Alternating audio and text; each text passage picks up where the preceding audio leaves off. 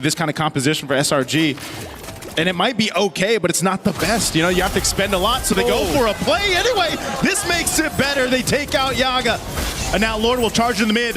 They're preoccupied here on the bottom side, though. Quanok throwing out the fireballs to slow them down and burn them slowly. Lord finally goes down, but not before it takes out the mid base turret. So GK, that might be all they get because they lost Yaga. The Flicker are going to be burned too. SRG, do they want to go for this fight? Quanok taking a ton of damage. There's an Abysm Strike. Sakai's able to find him, but they get caught in the jungle again. They forgot about Xeno. They forgot about the rest of the members of GK. And they're still here now, focusing on the bottom base turret. They're going to lock down on Innocent with a 1-2 punch in the shields, but they get shredded through anyway as GK picks up another and a base turret. Once Yums misses that Fatal Links, SRG had no reason being there, because now GK's at their base. Stormy tried to clear it out, but not enough. GK will hold on to their hopes for MSC and take us to a Game 3. The pressure continues to build. SRG is stopped in their tracks. GK brings it to final game match 3, and they do it cleanly. It wasn't just a it didn't even feel like a close game, honestly. GK completely just has control, and I think it all started in the draft personally.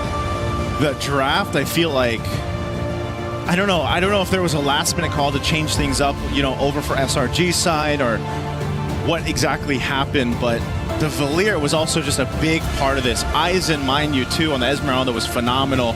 You know, when we first saw Aizen, you know, a couple years ago when he was back on Lil Gun and, you know, making a name for himself, I remember he was one of the players to stand out, and in this game he standed out for GK with the rest of the squad here to follow through, just because, again, they had to come together as a team, play around the Ling, supplement that so that Xeno can do his thing, and you know, this was really a team effort for them to get to a Game 3 after how quick of a game and devastating a Game 1 was against SRG. So, and now Trex, it comes down to it. You know, when you got that one game left for either of these teams to move on forward for MSC, I don't know. Do you still bring something new out or not? There's a lot to question here.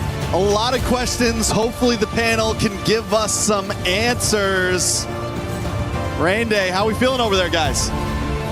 You know, that was a good one to leave to my experts, because Brigitte Lafell, this was a game that, wow, had the emotion behind it. It also had the impact behind it. GK Esports knew they were going home if they didn't win. And so guess what they did? They won. Now it's a best of 3, turned into a best of 1. Next game, continue or you're out. Welcome back to the panel. My name's Rain Day. And Brigitte, I will leave this to you. You kind of like GK's draft. It proved to be more impactful. What was the difference that you thought, and then how did it show up in game? It's funny because I just said, oh, their draft really looked cool. Yeah. But there's a deeper meaning to that. Yeah, honestly. yeah. It's mostly because of the way that they managed, I think, the mid-duo matchup, really. It mattered the most because it was something revealed to us very early on. And I know that there was still a flex factor in terms of SRG's lineup. We still didn't figure out that the Paquito was actually going gold up until the later portions. But it was just, I think, the moment they brought out the Yi Sun Shin, that's about it. Like, that's all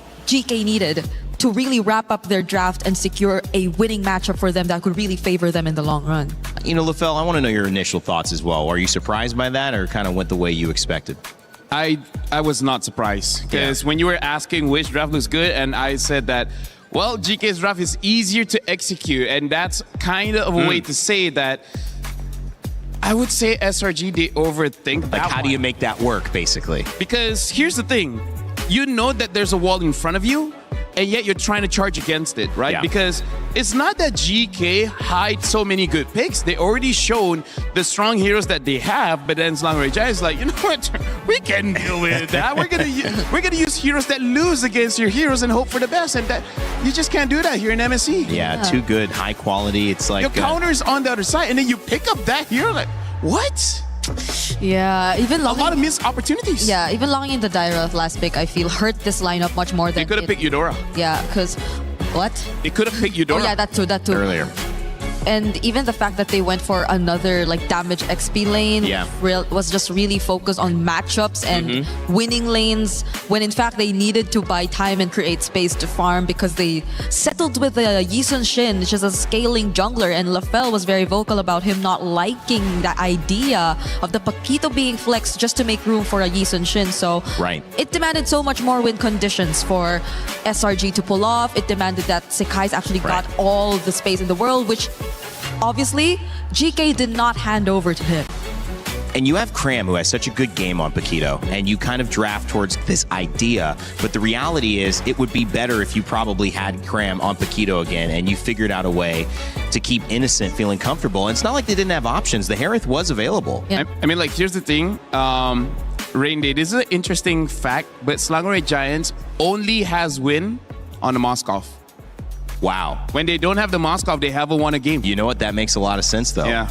But I think it's deeper than, if we take it one level deeper, right? It's the Moskov. But when you have a Moskov, that means Innocent's comfortable and he's impacting the game. And that also, because he's doing that, is opening space for Cram to also impact the game. And if you have two of those things, that's kind of a winning, I don't know, formula, strategy, right? Yeah. Is it the character though, or do you think there was a way they could have outdrafted that? No, honestly, I think better? that's been the playstyle for SRG. The playstyle that's been working for them. It's really focusing on the sides, making sure that the sides win, and leave it to the sides to open up the map rather than the mid doing it for them. So it's ironic. It's ironic to say it because it's a marksman. You would expect that's a marksman you should protect, but if it's a Moskov, then you don't really have to do that much for him, because most of the time you have to not have him alongside you, and there will be an SOD anyway, so he can just catch up to the team fights when they feel like it's already necessary for him to participate. But for the most part, now that it's taken away and you have to see Innocent on a Paquito, technically it is similar because you kind of can do it in terms of the same approach, but the fact that they had to focus so much of their attention on just Sekai's, and Sekai's being the sole carry of the game, I think really hurt them a lot, because that was shut down by GK and they had no other fallback to resort to. I'd be curious to see Yi Sun-shin's win rate. Hasn't been great. I think it's quite low. I'm not sure if I've seen him win, actually. I don't think so as well. I don't think Yi Sun-shin has won as well. Part of the reason is because he needs time, he needs item, because he's basically a marksman, right? And we see in the current meta right now, if you need time, there's not enough time for everyone. Yeah. Well, let's see what you put together for us, because you got another Telestrator segment. LaFell, Brigida's going to hold you. I can sit down? Yes. She's letting you sit? Well, I'm at must have the done edge something of my well during the seat break, anyway. So, yes, we have to pay attention to this one, because I agree with Trex where he said, this is one through the draft. Well, let's see here, because let's remind ourselves, what are the first picks for GK Esports? Ling is pick number 1. And then later on, they picked up the Claude as well as the Glue, pick number 2. So this is no longer a surprise, right? So let's talk about why the Ling as well as the Claude pick is good. Well, just like SRG, they like to play the side lane. So this opens up the map for them, which we will see in a clip later on. But also, what is weird here is that we see this Yi Sun-shin, we talked about him earlier, but he was picked number 4, meaning that you've already seen the Ling, you've already seen the Claude. Now, why does the Ling as well as the Claude counter the Yi Sun-shin? Well, great question. Is single target. He can only hit one person at a time, right? And the thing is, he has also one dash. So he cannot escape that much when you're going up against opponent that is basically much faster than you. And, you know, lo and behold, Ling is much faster than you, and the damage of the Yi Sun-shin can't kill him before the Ling kills him.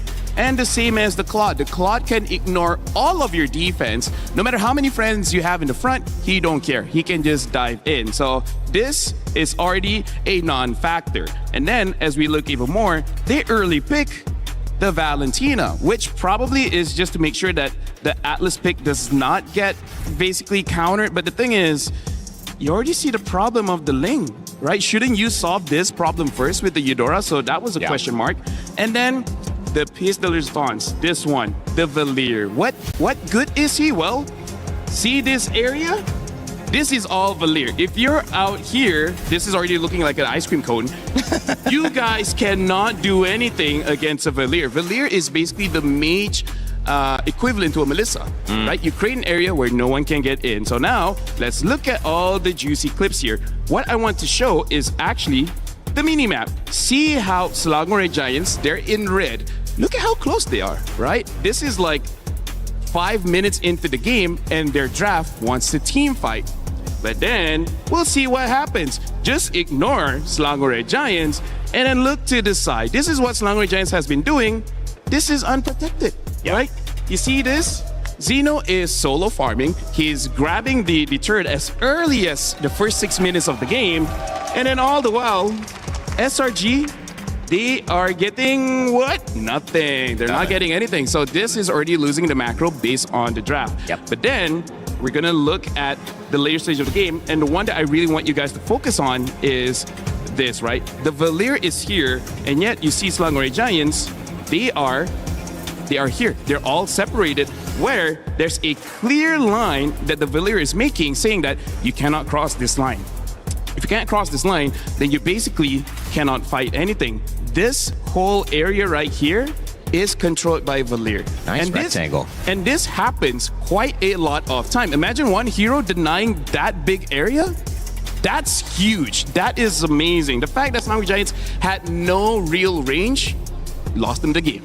Great segment, LaFell. Great analysis as well. And Brigida, And great mic Mike's holder. well, I've considered reaching over and going, do you have anything to say about Which one?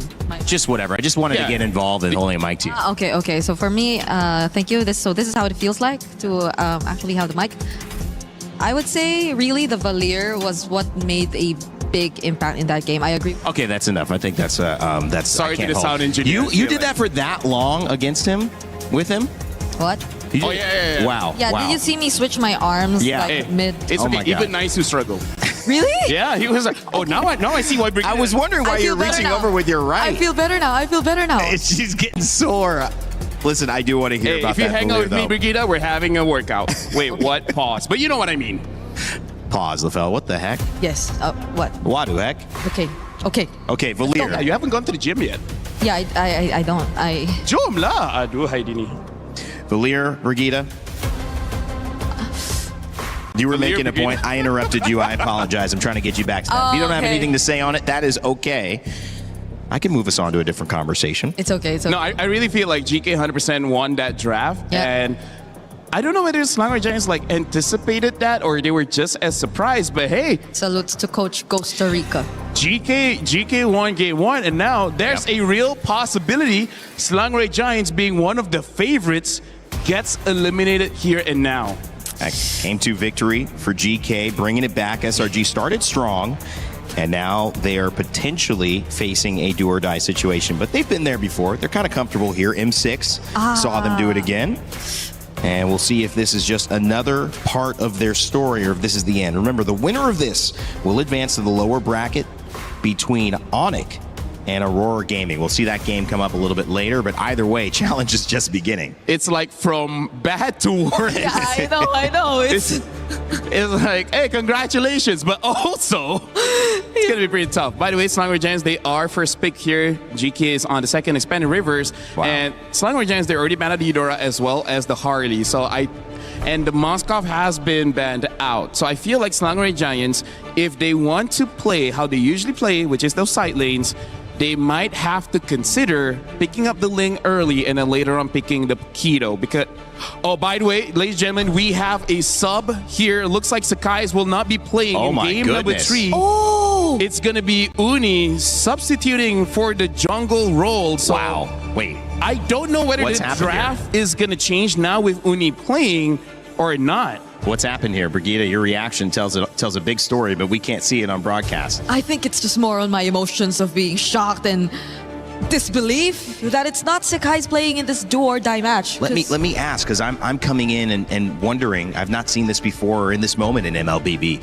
Does this mean Sakai's wasn't performing? Does this mean they feel that Uni can provide a hero pool that's better in this matchup? What- There can be an angle where you could consider that, but also maybe SRG just wanting to switch up the plan overall, because there might be some difference between their playstyle when it's Sakai's and when it's Uni, Wow. and that is something we will actually get to figure out here as we get to see the draft and how does this change the draft for SRG? Because they went for very similar bans. The Hirara is open again. We can see Uni on the Hirara if they want to consider that, but you have the Ling option as well, and they banned out the Eudora. Yeah, at this point, it really is your own flavor, because Uni can definitely... Well, I haven't seen him use the Hirara because it's still a very new pick, but you know, when the Ling was meta, Uni was pretty good because in Malaysia, Sakai's is the #1 jungler and Uni was the second. But honestly, after MSC, it looks like Air 44 might be taking the #1 spot. We'll see how Uni performs in this one against GK, because again, this is elimination. This is very serious. And this is nerve-wracking as well. If you're Uni, all Yes. eyes are on you. But the good news is they let the Hirara through this time around. And I think that is a big, big part of the win condition. And remember, 73% win rate. That went up in game 1 as they won with the Hirara yet again, and the Ling lost. So now, we'll see if they can improve upon it with a response pick of the Freya finally let through, and on the side of GK Esports alongside Zhu Shen. Yeah. I would say this is pretty smart because they pick up the Freya because that's what they want. But they also pick up the Zhu Shen because if it's just a Freya, Selangor Giants will reply with the Phoveus. But now they're sowing a Zhu Shen, and an option of a Hylos can come in later, and that will completely deny that Phoveus. So they're asking Selangor Giants, do you want to take the bait? Do you want to pick up a hero that can deal with the Freya, but then basically be useless against everyone else? Or do they deal with it differently? Because I think the Belleric is also still an option for SRG. Yes, true. So if they just don't want to match it, which SRG have been doing even in game number 2, right? They went for a Dairoth into the Esmeralda. It's a very straightforward approach. Then maybe they can consider a Belleric. So, they get the Brody Paquito. Well, they want to win the lane here. Brody is one of those, and I think the Paquito is also a takeaway because I think Brody, there are some tanks that he can deal with or fighters in the gold lane that he can deal with. A Paquito, not so much. So what we're waiting to see is that Brody, kind of just like Moskov, he has a stun with his second ability, and if he wins the lane, level 1, level 2, he can freeze the lane, deny a lot of minions, and basically win off economy at that point. So Selangor Giants, this is a different way that they're drafting right now. Yeah. But still with the identity of having very strong side laners. Yeah, still playing around their sides, I feel, and Uni might just change it a bit because we haven't really seen his playstyle yet. Yeah. We don't know the kind of jungler that he is. We know for a fact that he's on the Hirara, but how does he activate the sides, right? That's something we are yet to see. At least SRG now saved their mid duo for last, so they can also really capitalize on that. But now we're heading into the bans and they're just about to lose out on more options. The Eve also taken out by GK already. But SRG can respond too. There are still roam options they probably don't want to go up against. The Belleric we also mentioned, they might want to consider that taken out. But they focus on the Esmeralda. Yeah, you don't want to add more counters to your lineup. Valentina, most likely not. I mean, my thought is, I haven't seen Valentina have the same impact that I think the players have been hoping for. I haven't seen her be the win condition. She's a good pick, and she's good on paper, but I've seen so many other picks be the difference. I'm curious if they let her go. Both teams, she's been picked before in game 2. I'm curious if they let her go here and they look for a different mid option. I guess, mostly depending on what the 4th pick for GK is gonna be, maybe, because at this point it's just really nothing that you get to take your ultimate. Right? More so, the range is also gonna be lacking again to a certain extent. Although you have the Brody, and honestly, Brody is probably one of those marksmen who just really thrives when it comes to range. But other than that, it kind of might limit them a bit more if they go out in the Valentina again without knowing what the EXP is gonna pick. If it's not just really gonna be a heavy duty ultimate that they can pick up. But there goes the Did they like ban. the Valir? That's the other question. Did they like it? And they say maybe we want to consider that as well. Belleric banned. Into this lineup, I think it'll be... I think it's usable. But I wonder if they want to go for something else because right now, Selangor Giants, they have the damage, right? They're not lacking in that department. They just need utility. They need some kind of crowd control. And ultimately, you want a mid laner that can survive a Ling as well as a Freya. I think that's going to be the more difficult puzzle to solve. Like, you have picks like the Valir, which can honestly help you against GK's lineup. But once you use your ult early and you don't have your flicker, then most probably you will die. I agree, though. It might be one of the safer picks, like the Valentina against the Ling. But I think there should be much more considerations other than that. It really is just the crowd control here, because the mid lane is also going to be pretty important. They pick up the Hilda here, which might be a bit dangerous. And now the Kimi. Okay, so now I see the idea from Selangor Giants, which is we have more muscle. We just charge forward and we just show that we have better mechanics and damage in the early game. But now you know that you're going up against Freya in the gold lane. That's going to be tricky. We'll see whether Selangor Giants will gank the gold lane a lot or try to help out the EXP. Either way, they have a side lane that wants to win that and destroy the turrets early. Selangor Giants, high risk, high reward kind of draft. But I would say it's much easier compared to game number 2. All right, well, you heard it from the panel. I don't have to say much more. You know the stakes. A best of 3, now a best of 1. The winner moves on at MSC. The loser, their key is crushed. It's GK Esports and Selangor Red Giants ready to battle for one last time here in Paris, France. And let's send it over to your casters for game 3, Naisu and Trex. This is the final move in this game of chess between SRG and GK Esports. Let's jump into the land of Dawn as the pressure builds. Naisu, the final sub, the final draft. Uni comes in to try to make things work for Selangor Red Giants. Thoughts on this? I don't know, man. I think everybody probably reacted the same way around the world watching this. When it comes down to that one game, you know, sometimes you have to take that chance. Sometimes you have to take that risk. As amazing of a player Sakai's is, you bring in someone new into this lineup to make something happen when it comes down to one game. You can already see the aggression coming out from SRG just to take a camp. Cornock going to deal with some damage sitting at half health. He's going to be fine, but SRG more aggressive to start things out. Wow, flicker burn too. So it's still going for mid. Yeah, I mean, I'm not... Ooh, Uni actually able to still get that. The retry was a little early from Zeno, and he's able to get his own camp, but I'm not against completely the aggression that SRG is bringing. Sometimes in a game 3 like this, both teams take it slow, but SRG says, no, we're going to hit the gas, we're going to try to catch them off guard, and that is how they are playing this right now.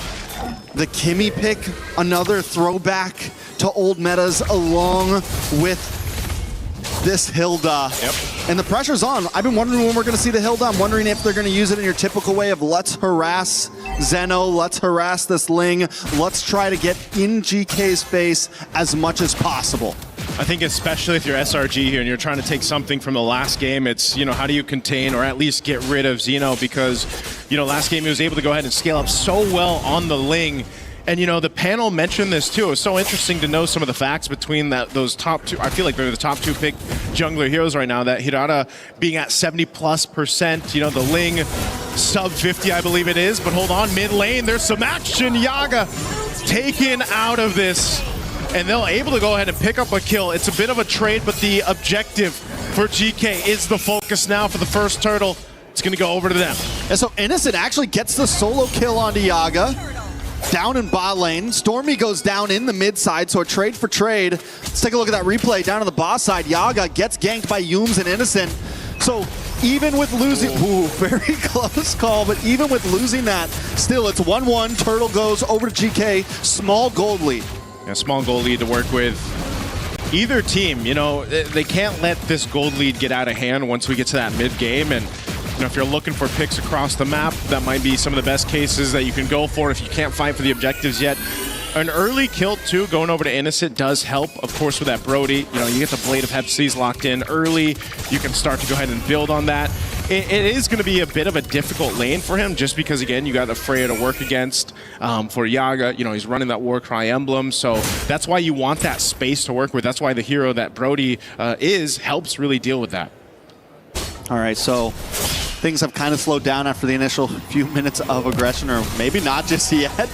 little bit of action in the mid. Everyone should back off. Nothing too crazy to happen, but no. Oh, they're going to go for it anyway. Whoa, the beacon was gone, and Quanok next. Shen, the next to follow. Xeno's here, though. Tempest Blaze dropping down. Going to be looking for Cram or anyone he can find, and Xeno goes on through with the Tempest of Blades to pick up a kill for himself. Xeno continues to be the bane of SRG right now. It's been, what, 3 games of Ling, and every game he seems to step it up a little bit more and more. And, you know, this was an amazing play. SRG backs off for a minute, but then they look for the re-engage right after the beacon's about to be done, and they're able to catch him. Luckily, Zeno finds a moment of saving grace, able to get the kill onto Cram. Yeah. So it's 2-2. Both teams continue to go blow for blow, and that's been the story these past 3 games.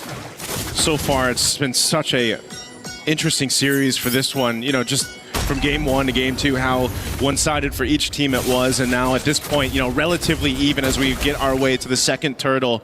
And you have SRG trying to get this secured already, as Uni's going to go ahead and work on it. Meanwhile, mid lane, there's going to be a fight breaking out. Quanok already burned the beacon. Both gold laners going to make their way. Xeno goes in, but SRG will win the retry. But can they win the fight as Cram is taken out? GK might just be happy with 1 kill. Xeno going for more. Stormy will keep him at bay. Unless Uni wants to re-engage in the mid lane, goes in and gets the damage out. Yumes is there, but still not a follow-through to get GK down. All right, so Hunter Strikes start to fall in maybe a little bit late for SRG. We just saw Uni get his. Cram gets his after death.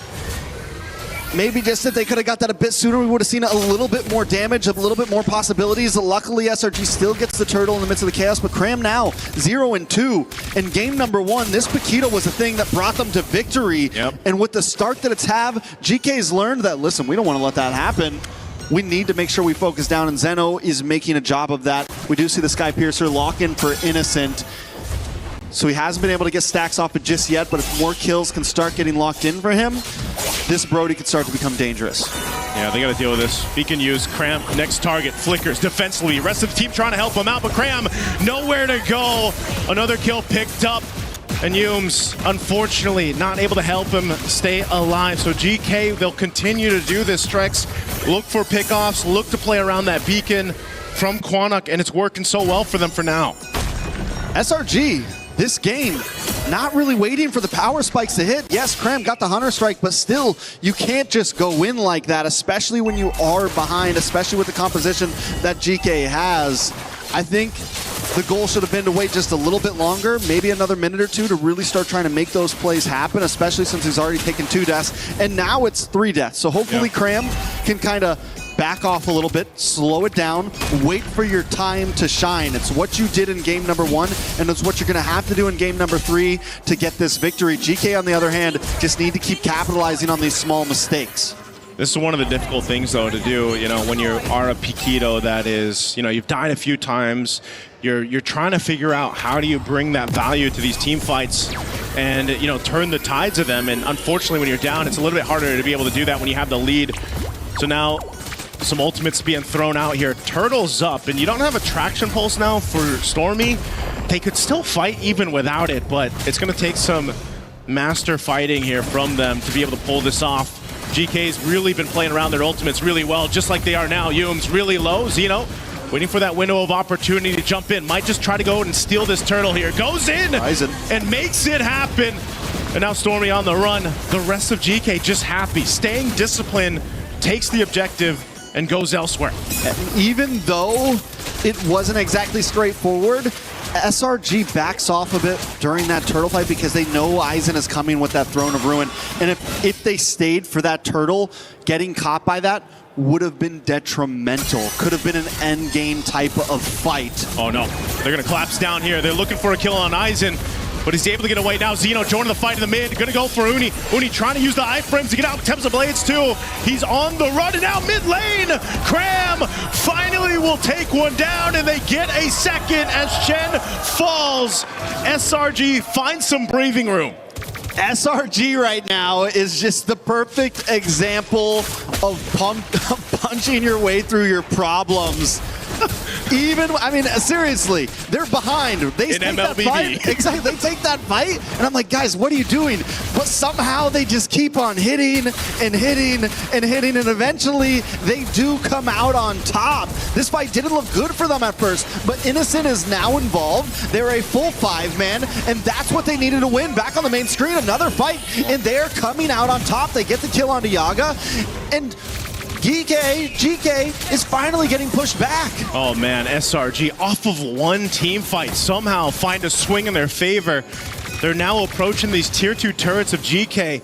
It all happened so fast too for GK to deal with, and now they're trying to scramble here. Shen, half health, he has to watch the tier 2 fall, and you got 19 seconds for that lord to come up.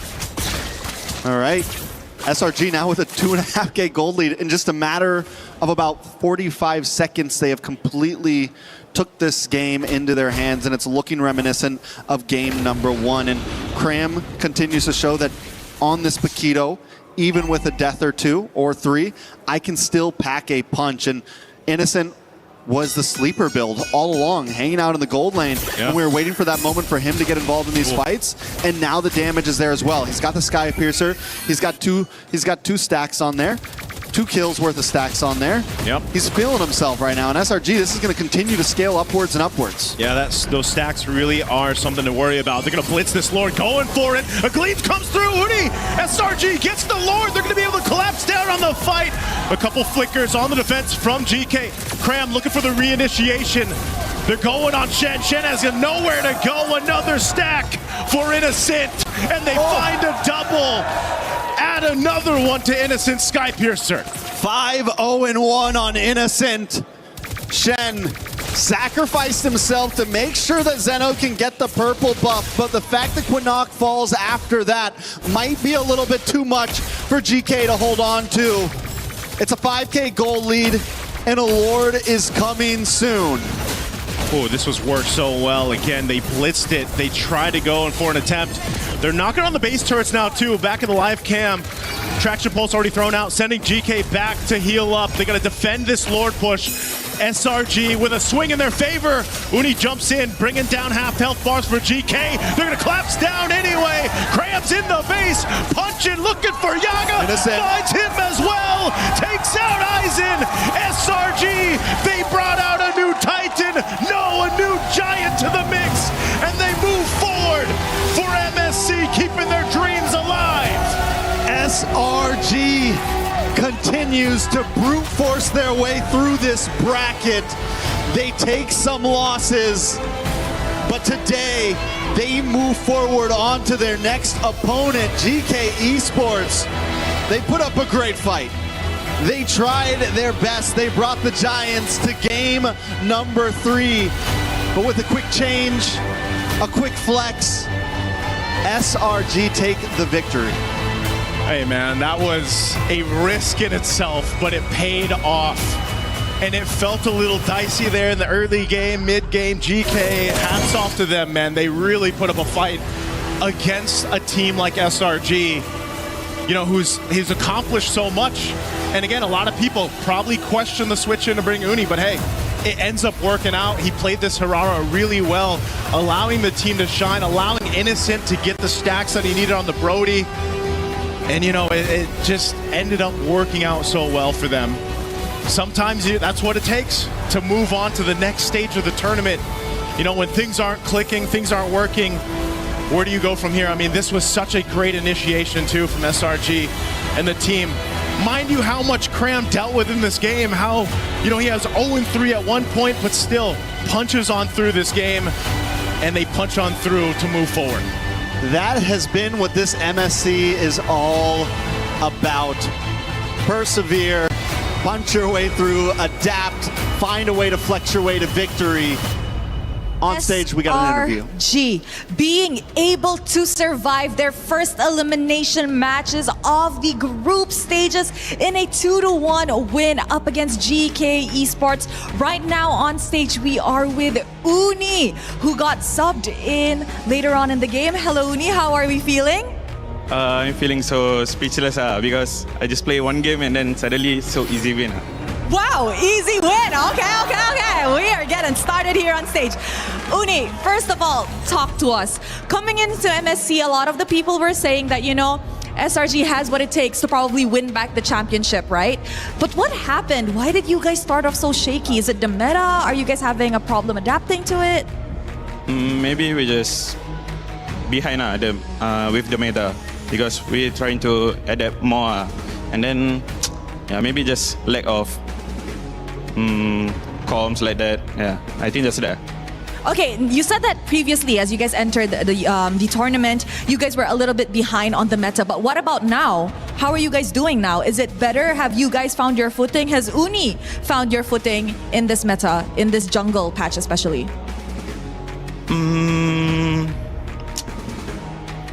I'm also not sure about that because I really play in training, and I just keep learning with the team, and all the teams trying to adapt with the meta as fast as possible. I agree. All the teams here in MSC are definitely trying to adapt to the meta as fast as possible. But let's talk about your next opponent. Now, your next opponent, I'd like to think it's going to be a tough one because you guys will be going up either against Aurora Gaming or Onyx. Whoever it is, it's definitely going to be tough. So how is SRG going to prepare for that matchup? I think after this, we're just going to go on our training back, and then we just focus on our enemy. We don't care our enemy, who is them. We just play as a team. Just play as a team and just play your game. Any message to the Malaysians watching at home, Uni? Thank you for our Malaysian fans that keep supporting us. Whether we lose, whether we win. Thank you guys. Now, I'm pretty sure a lot of the people were on the edge of their seat watching this first series of the day. But with that, boys, come join me up on stage. I have a question. Who wants to crush some keys? Uni? No. Okay, let's go. Come follow me. Let's go. I guess Uni is going to be doing some key crushing on his first MSC tournament. All right, come on in, boys. Are you excited, Uni? This is going to be your first key crushing moment. I don't know. Okay, only one way to find out. All right, Uni, you may head to the front. Go on. The key is already in the key crusher. And Uni, all you have to do is press the lever. 3, 2, 1. There you guys go, ladies and gentlemen. Selangor Red Giants has officially ended GK Esports' journey in the MSC at EWC 2026. All right, pull the lever back. Ooh, that was a cut. Let us show it to the camera. There you guys go. That is GK Esports hopes and dreams at MSC shattered. That's it from us. Throwing it back to you guys at the studio. Well, SRG continue their run in the elimination bracket, and it's GK Esports for Meta who will be going home, but not after a valiant effort. In Game 2, they turned it around, sent us to a best of one. You got to say, it's still not over for Meta. We still have Team Falcons representing the region, but overall, GK Esports, they did well. Just not good enough against SRG, who found their answer and maybe that little bit of momentum or spark that they needed in the substitution in Game 3 for Uni, a story that many, I'm sure, are already talking about, will be talking about for the rest of the day, maybe the rest of the tournament if he continues to play. My name is Rainday, joined by Brigitte and Lefel here back on the panel. Lefel, you got to talk about this because this is a huge moment that we just witnessed. I mean, first of all, I feel like me and Brigitte, we both share the same consensus when we say, like, sometimes in interviews, it's okay to lie, right? You don't have to be so honest, It's you know? okay. It's okay to hide a bit more. Yeah. You know, be like, oh, I just came in, it was so easy. Oh, that's some shade disguise. But also, I would say in that game, that reminds me of a beautiful quote from an amazing reporter called Eterna, where she says, isn't it great when you don't have to use your brain? And that's kind of draft game number 3, where it's all we just go forward. And that's the best plan we got. And Oh, then yeah. just Oh, yeah. keep on pushing. It's nothing you have to overthink about. Exactly. Nothing love you that. have to overthink about. Just go. You see bad guy, you hit bad guy. You go bad You guy. see friend, help friend. It started with Stormy on Kimmy as well, which was Yeah. super cool to see. I mean, here's some stats that are pretty interesting. When you look at Paquito, 2-0 when Cram played him. 2-0. Won both games on Paquito. The second game they played Paquito, it was on Innocent. And Innocent, when he's on a marksman in that gold lane, he's 2-0 as well. So the fact is they found a way to, I think, change what went wrong in game 2, get everyone comfortable again in game 3. And that ended up making a big difference. Another win for Harara as well. Yeah. Oh, by the way, let me just very quickly.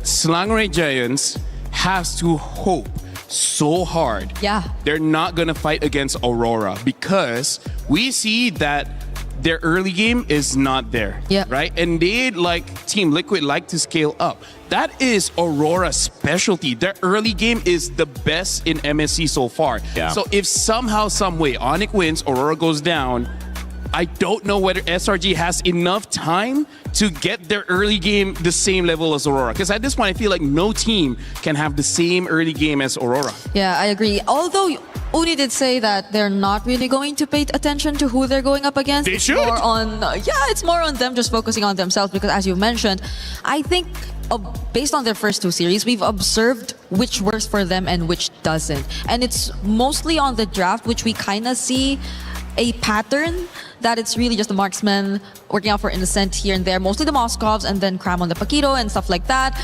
But now that we have a change in lineup, which we don't know if they'll be sticking with this throughout, then there has to be some work done to polish some things here and there because you, again, never know what to come up against. They put themselves in a really interesting position if they don't keep Uni because you solve a problem and maybe it's matchup dependent. We don't know what the conversation was between Sakai and the coach and who made that decision and how, they said, well, maybe Uni just needs to come in for me. Maybe Sakai volunteered. We don't actually know. However, I do think that when things work, you have almost, in my opinion, the onus of responsibility to try to keep it working. You don't want to stop your momentum after you found it. And it feels like they did have a very easy time on the Harara back when Uni was there. So if that's the meta, if that's what you're going to be playing, it may be nice to see. And as you look at these damage stats as well, I mean, no wonder, second in damage, I believe overall in the game, only to Stormy, who was on that Kimmy.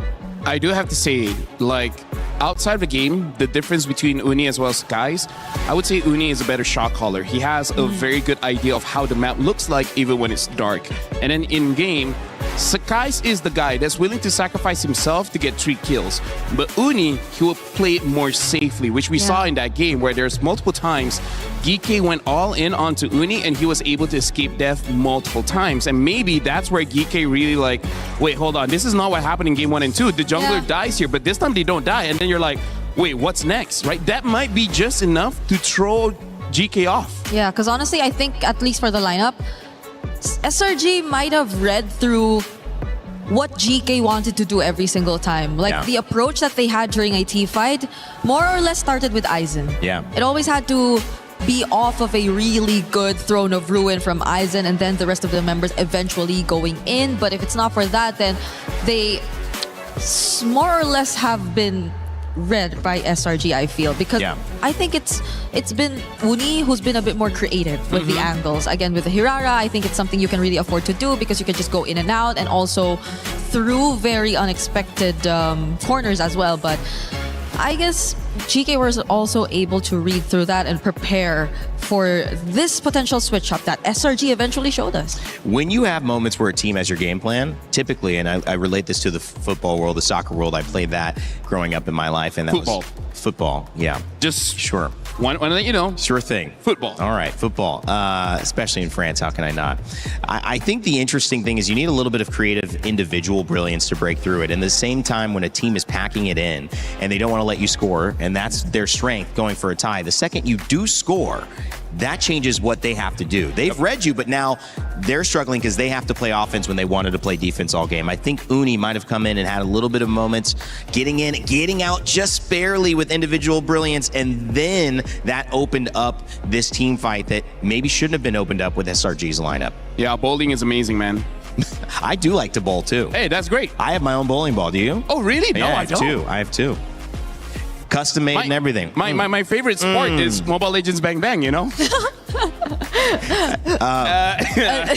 More pay, please. Guys, is that a sport? I mean, it's e-sport. I'll say that. Yeah. Although I do have to say, again, Slangway Giants, they won, but they're not out of the fire because there's so many things they got to fix, Brigida. I agree. Brigida. What? Brigida. Brigida. Yeah, thanks, Leifel. I don't know if it's enough time, though. I don't know if it's enough time. Okay, It's, we'll see.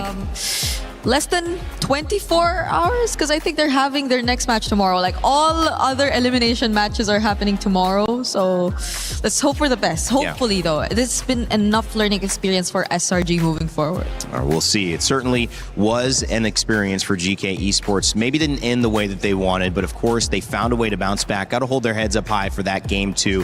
We had a chance to have an exit interview with Shin talking about what it feels to have his key crushed and what this journey meant to them. We're backstage now with Shen. What happened in that match? I mean, we kinda. You can talk into the mic a little bit. We kinda were playing good. Everything was good. We kinda like rush every set. Kinda rush, you know. That's why the game get out of the hand, you know. Okay. That's the problem. So that was game 3 or from game 1 as well? I think game 1 and game 3. Game 1 and game 3. We kinda rush a bit. Okay, because in game number 2, I think that was a valiant effort. 10,000 gold lead for you guys. You guys are definitely on the right track.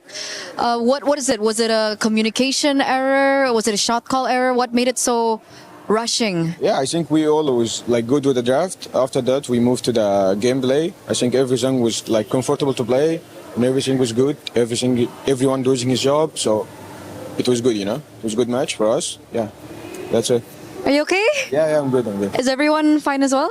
Yeah, they're fine. They're fine. They're fine. That's up because we could win, but yeah, I mean it's fine. You were very close. You were very close. It's kind of like, What lesson did you learn from this match about you guys? I think to be more calm. You know, it's like we don't rush everything. Like we just we just fight when we need to fight. That's it. What did you think caused it? Was it like the adrenaline rush? Yeah, I think it's like, you know, we're winning and we like wanna fight.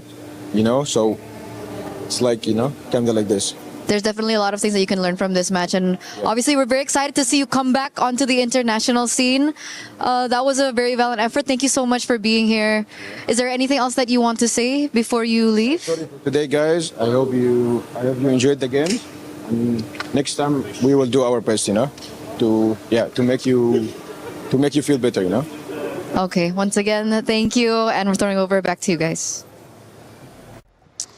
We appreciate you, Shin. Not easy to do those exit interviews. Obviously, you're feeling the emotion. You haven't even had time to process it. Then Eterna is making you nervous when you're in there, so I understand it. But thank you so much. GK Esports, they go down. Sillinger Red Giants continue. They'll have another match, which will be elimination or their chance to be promoted into our knockout stages. Coming up next, Yangon Galacticos take on Pro Esports. Nobody's going home here or with Onic and Aurora Gaming. These are the 4 best teams in Group B so far, and they are looking to prove who are the best 2. So there'll be a lot on the line just on the other side of things. A win in these games means at least $100,000 going in your pocket after MSC. So you could be happy about that. Again, Entity 7, Team Liquid, one of those teams going home. Lower bracket game to end the day. Gosh, it's going to be a lot of fun, guys. I cannot wait. Make sure you get your pick'ems in for what you think is going to happen in this next matchup. Yangon Galacticos, they've been playing really, really well, but can they stall? Can they change? Can they outdraft Pro Esports? Because they have been one of our top teams also. We'll find out a little bit more on that after these 2 dance. We'll actually give you a dance break because this is what they're like off camera. Now you're finally seeing a little bit of it. Thank you, Jib, for catching that as well. I've got some fun people on the panel. We've got some fun coming up in Acecraft. If you love the game, well, guess what? There's a new way to play in co-op. We fly together. Check it out. We'll be right back.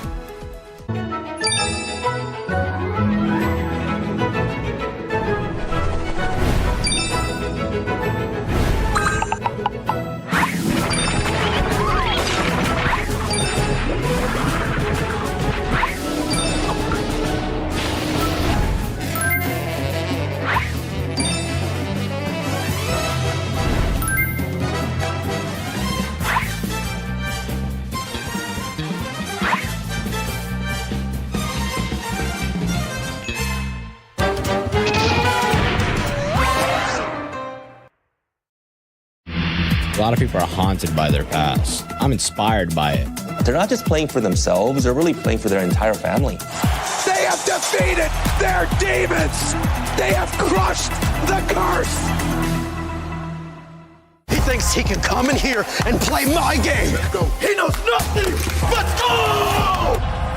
Tyler 1, you're done. Raw energy, house from blow the house down!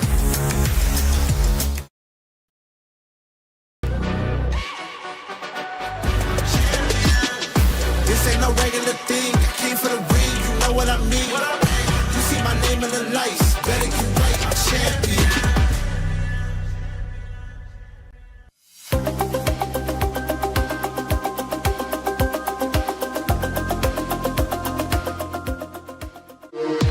We were there for every click, every clutch, every respawn. We were there for the years of grind, and we're here. Now, the proud founding partner of EWC, powering the biggest event in gaming, shoulder to shoulder with the world's best, making history. Greatness deserves a stage. Lenovo Legion, reach your impossible.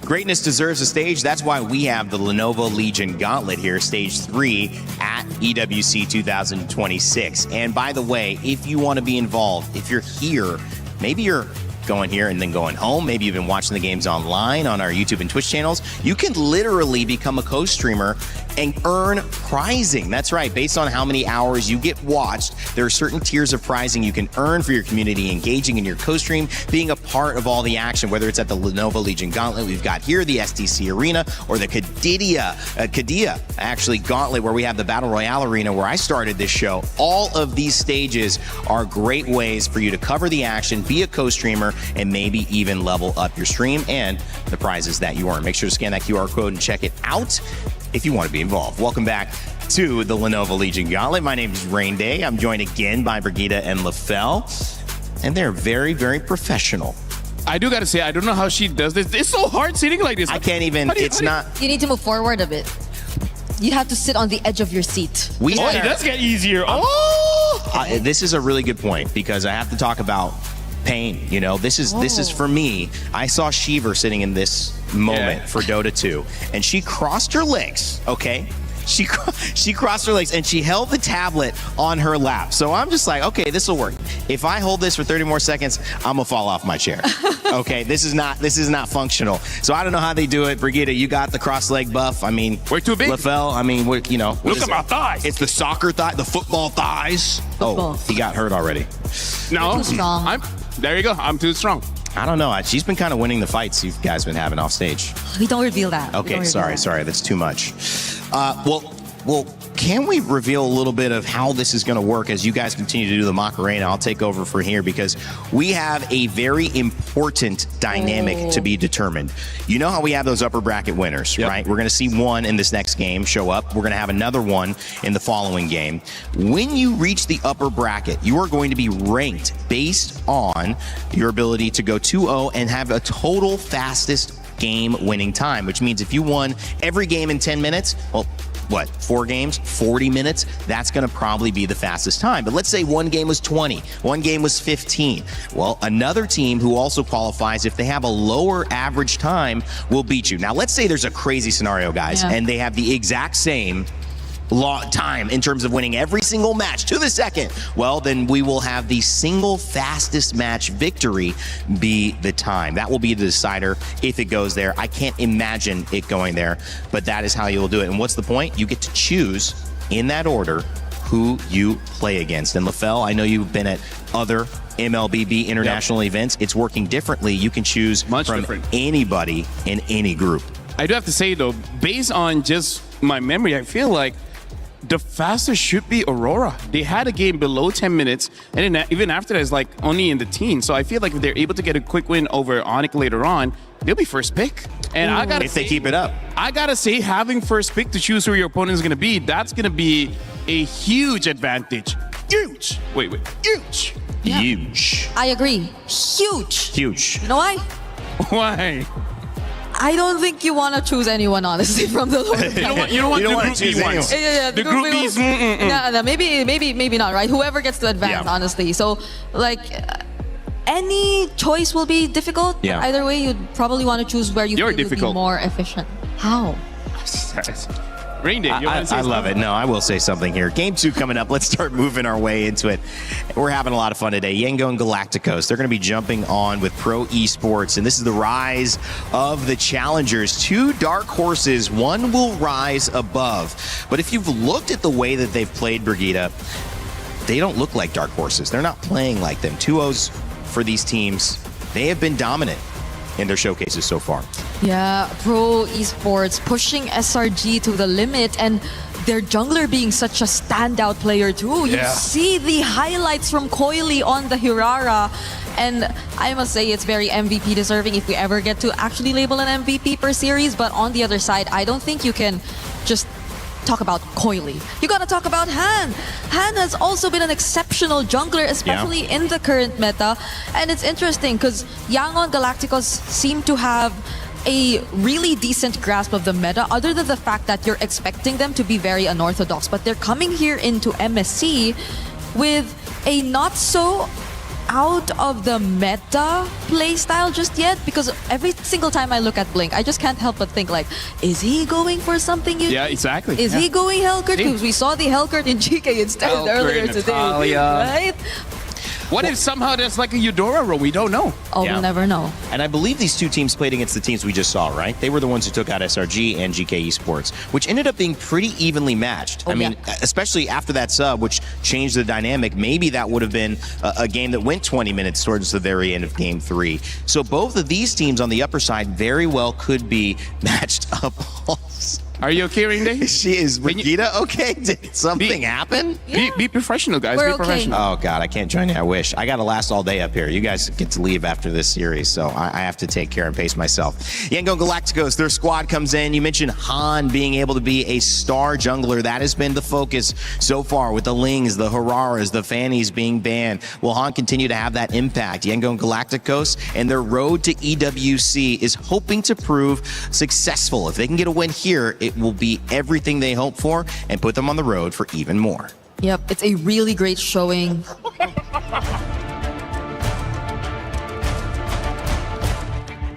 We start Young Galacticos on MSL Season 1. After we lose in M7, all of us, including the player and the coaching staff, decided to do better. I think we can win this one because of the mindset we adjust and the maturity of all the members of Young Galacticos. They are expecting to be a champion. If we achieve top 4, it's mean a lot in terms of the pride of Myanmar, because back then on M2, Myanmar is one of the top teams. As now, Borbing scores, have they done it? They have done the unthinkable, and now they make history. The first Myanmar team to make it and towards the grand finals of the M2 World Championship. Bringing the Myanmar back on the top 4, it's mean a lot to the people. As a foreigner, what makes me decide to stay on Young Galacticos is because of the dreams of the players. After losing on M7, I think I am accountable for their dreams. I really want to show them that esports can change life. I feel like such a great showing for Myanmar, honestly. If you take a look at the performance from RG, so why are you laughing? Oh, no. Okay. No, because honestly, right? You see the games that they've played, they've all been very dominant. On top of the fact that I need to take off my glasses. Ying and Kaize. Yeah. Still deathless. You know what? Yeah, that was a really good point. We love you, kind of a long point, Never too. change. You might not have caught all that on broadcast as well, but I said a lot. It was special. We do have a chance, though, to talk a little bit about Pro Esports as well. This roster setting up Coily against Han, but you've also got Sorry, I'm Felix, which I love that one. He says sorry before he jumps in and has to kill you. That's a great matchup. We'll see. Their road to EWC also was lit with fireworks, and it's landed them here at one of the biggest tournaments in MLBB Esports. We'll see if they have what it takes to move on past their opponents. You want to say anything about this? Pro Esports start in MPL KX Spring Split 2023. We qualified from Challenger Cup, and I joined since the beginning. And after 6 seasons, we finally became the champion of MPL KX Season 10.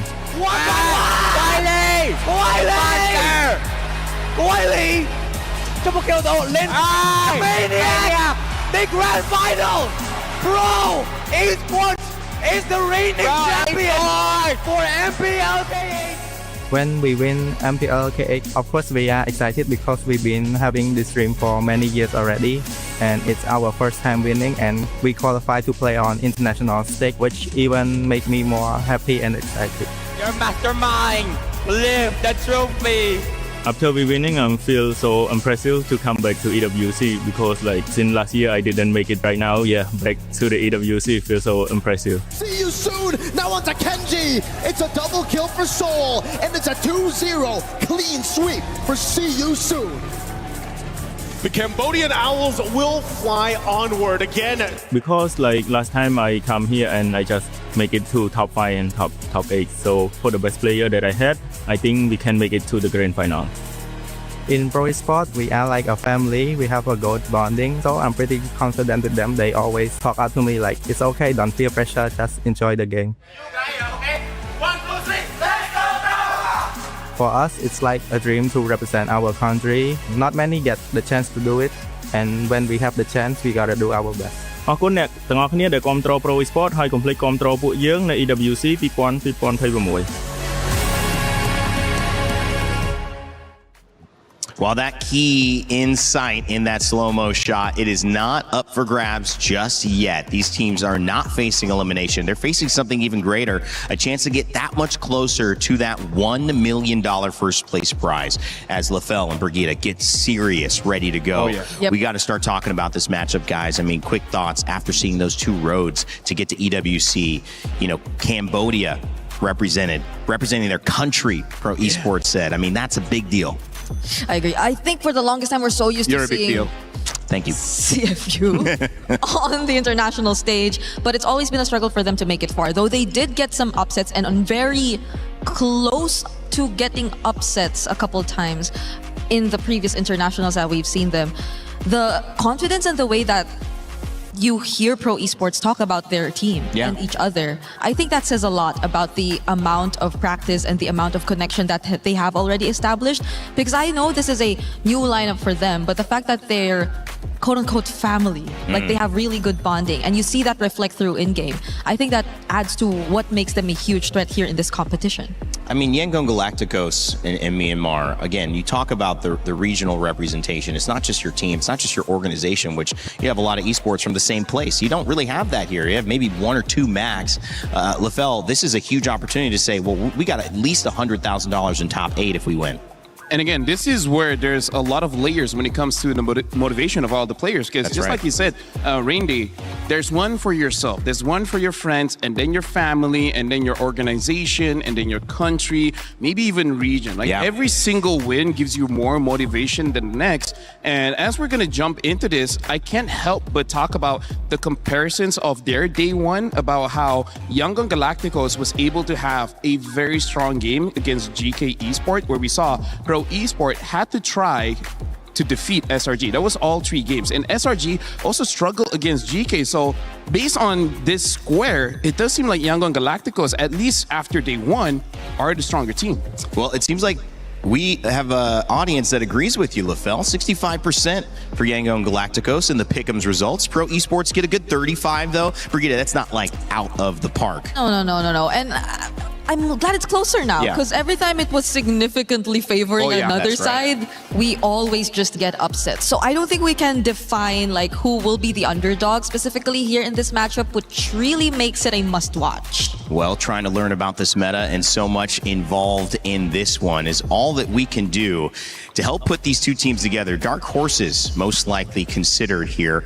But will they continue to be? After a performance against each other, they may just find themselves in a position, as you get a little double Rain Day up in here, to support the dream that they come in. Myanmar and Cambodia about to take stage. Thank you very much, my friend Rain Day. I mean, double Rain Day, that sounds like a good day to me, but we've been having a great one so far. SRG surviving, they continue on. GK's run has ended here. What do you think about that game, Rose? Ooh, that game, I feel like everybody was on the edge of their seats because honestly, SRG was so close to bombing out of the group stages, and I don't think anybody saw that coming. Honestly. This is what we get here, right? It's the MSC 24 champions that had to fight for their lives in the lower bracket in group stage just to show you how competitive MSC is. That's what we look for. That's what we're here for. Yes, sir, Milosh. So with that, we move on to the second match of the day, meaning the winner of this match goes to the knockout stages. Ladies and gentlemen, join me in welcoming Yangon Galacticus. This is a team that wants to bring the glory back to their region. Will this matchup keep them one step closer to making their dreams a reality? 2 teams and 1 ticket to the knockout stages in this matchup.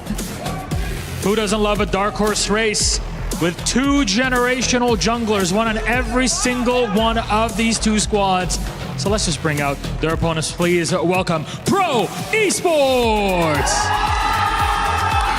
The crowd has said it, you can hear it, and it's from one dark horse to another. Let me tell you, their stable is stacked, and they showed it versus SRG. Add to their talent the fact that this is a perfect storm for a Cambodian team to make the knockout stage once again.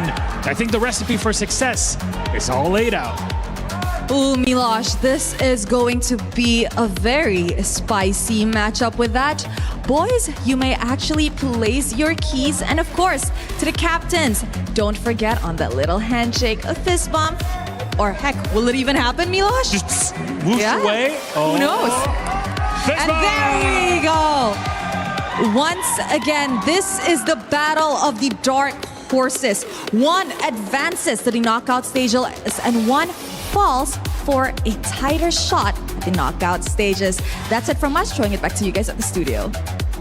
Thank you, Rose and Milosh. The dark horse race continues, but again, like I prefaced, anybody who's been watching these games and these 2 O's should think anything but that these 2 teams don't have a chance to win. Their success has not only happened in their region, now they get to do it representing themselves on MSC's stage at EWC 2026. And as we continue to highlight the conversation between who will be the best jungler, which assassin king will reign supreme. We've already seen Princes stumble, I would say, earlier on in that game. And we've also now got a chance to maybe claim or crown a new king. And honestly, after game number 1 of Pro Esports going up against SRG, I can't help but really root for Coily, because it's one thing to do good. It's another to actually have a tough game and then clutch it at the end and then closing out the game. So I'm really looking forward to both these teams, especially because personally, I don't consider them dark horses anymore. At this point, they're contenders. They're actual contenders. Well, coming up in this shop, you have a chance to grab that new interactive effect. Rhino Day is live. Make sure to grab your cool stickers. What do you call these guys? Emotes? Emotes, yeah. Emotes. So emotes in the shop. You could spam them in your games when you, would get a triple kill, a maniac, a raid. Or just do it just to show people that you got it. Before you start laning, just to be like, As soon as you get in. As soon as you get in. Yeah, so what you do is that you clear the minions, you stand in front of your opponents, you recall, and then you spam the emotes. Yeah. Okay, great. That's the MLB Good analysis, culture. guys. Show your aura. Show your aura. Aura farm. Yeah. The more emotes you have. Aura garden. Nah, it doesn't work that well. Or a garden, or a farm. Anyways, in this game, I really feel like because we know that the junglers is going to be pretty crucial. Funny enough, I really feel like we got to look at the roam matchups because both the Belleric as well. I mean, like, as much as we want to build by saying that the roam is, I don't know, expanded, because honestly, there is quite a lot of heroes you can use in the roam position, but just by how good Atlas and Belleric is, there really is no reason not to pick them up if they're open, right? So much roam heroes to expect, especially if you're talking about Blink, but at the same time, he's just only been on the Atlas and the Cho. But you could argue the same. PP has only been on the Bellery because we've seen that spammed throughout the 3 games they went up against SRG. So we haven't seen much explored just yet. I think the most creative they've been in the draft so far was really in the XP lane. Because Yangon, they've never used the more common XP lane. It's always the Barretts or the Ruby that you really got to see from them. So that's maybe something we're looking at. We know for a fact that Yangon can be creative, but where and until or only which heroes are they willing to be creative with? Yes, that's a sentence.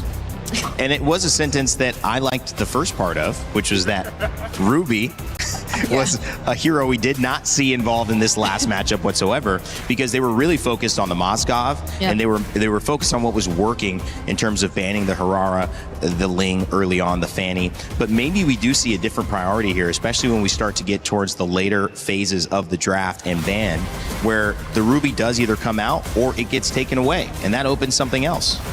Well, we're looking at the map here. So far, I feel like for both teams, Flying Cloud should favor them quite a bit because they like to fight. But now Dangerous Grass. And this is what I bring up every single time we're in Dangerous Grass. Sometimes you go autopilot, but where you forget that there's a new grass on the map in front of you, and your opponents might be waiting in there. But LaFell, realistically, for someone saying, hey, what's going on? This is cool. What's some MLBB? They're in Paris. Let me check this out.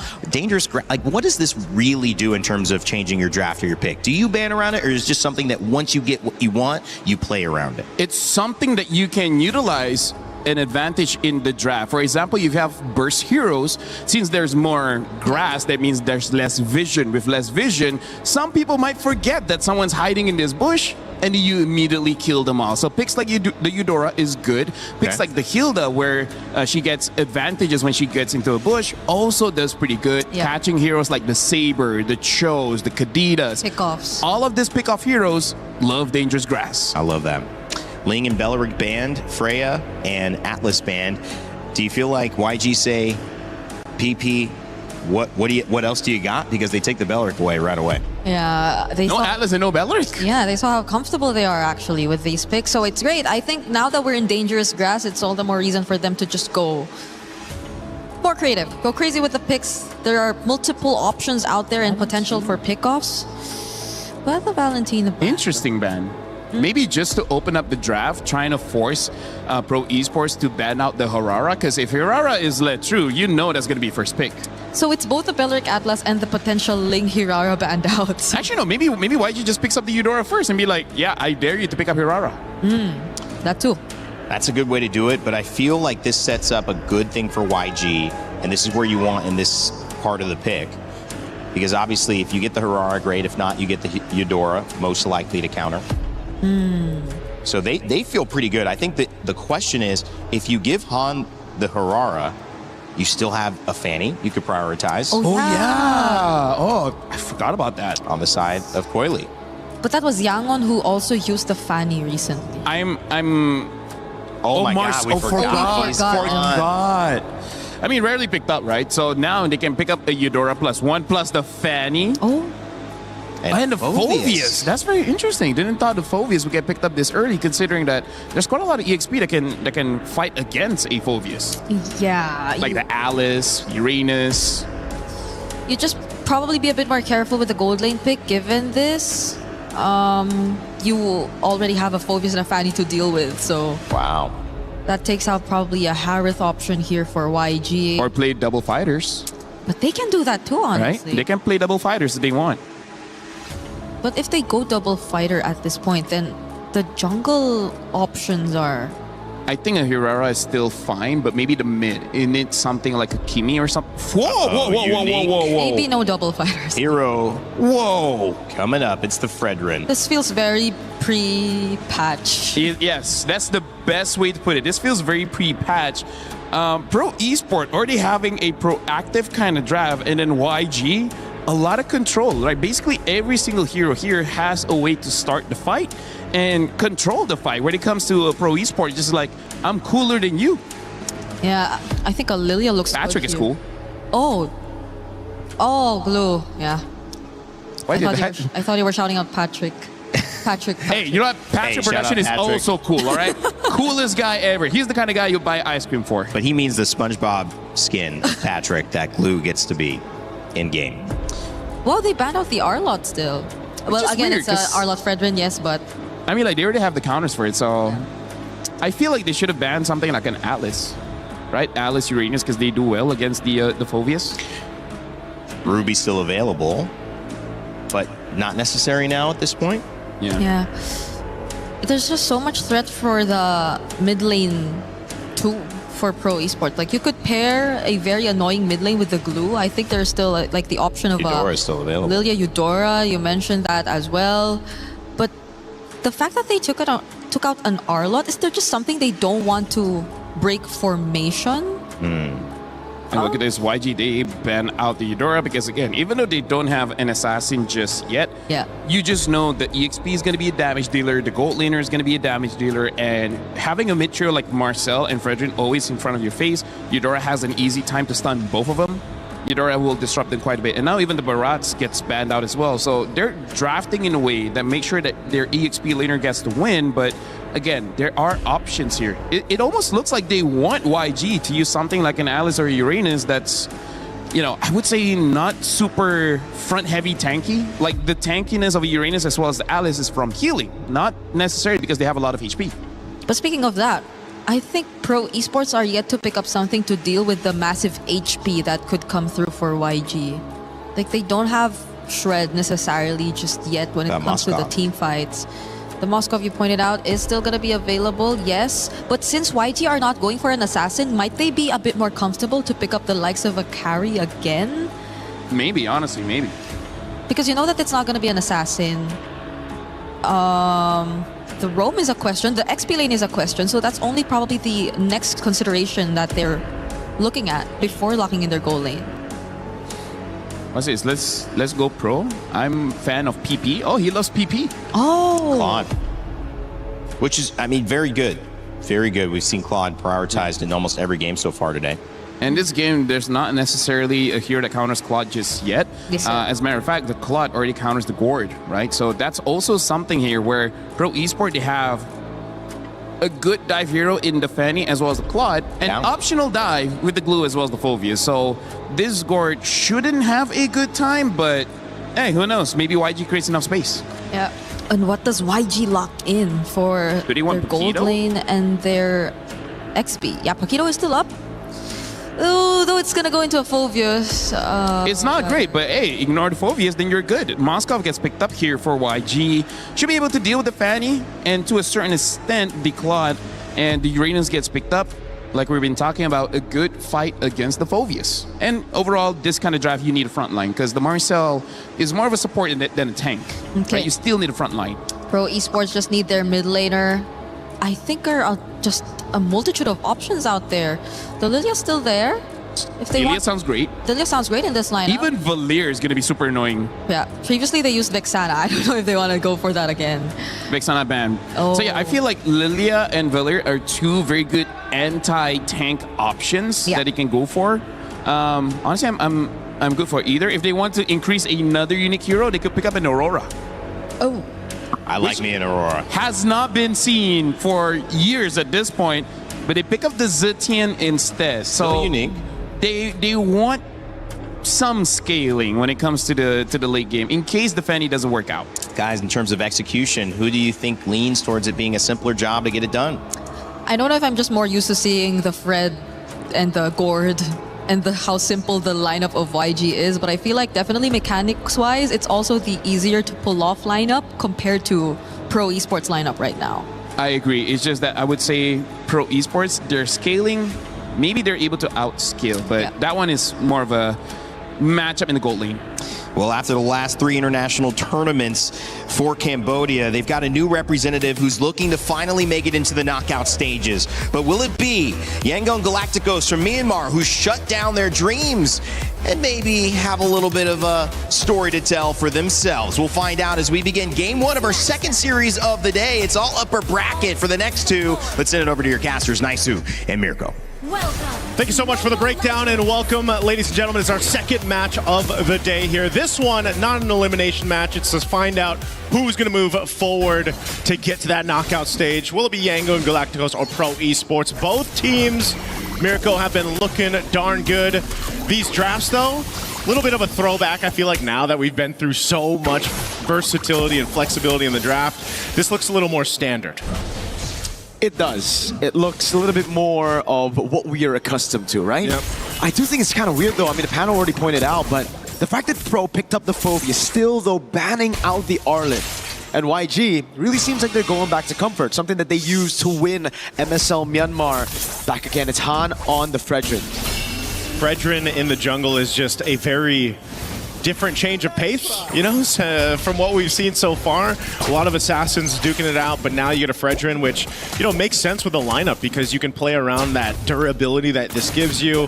You know, if you take a look at the emblem setup too, you're playing with a lot of speed with the Marcel, obviously being that kind of annoying support slash roam that he is. Goes in now, the cables as well, shreds him down. Han will fall first blood over to Coily.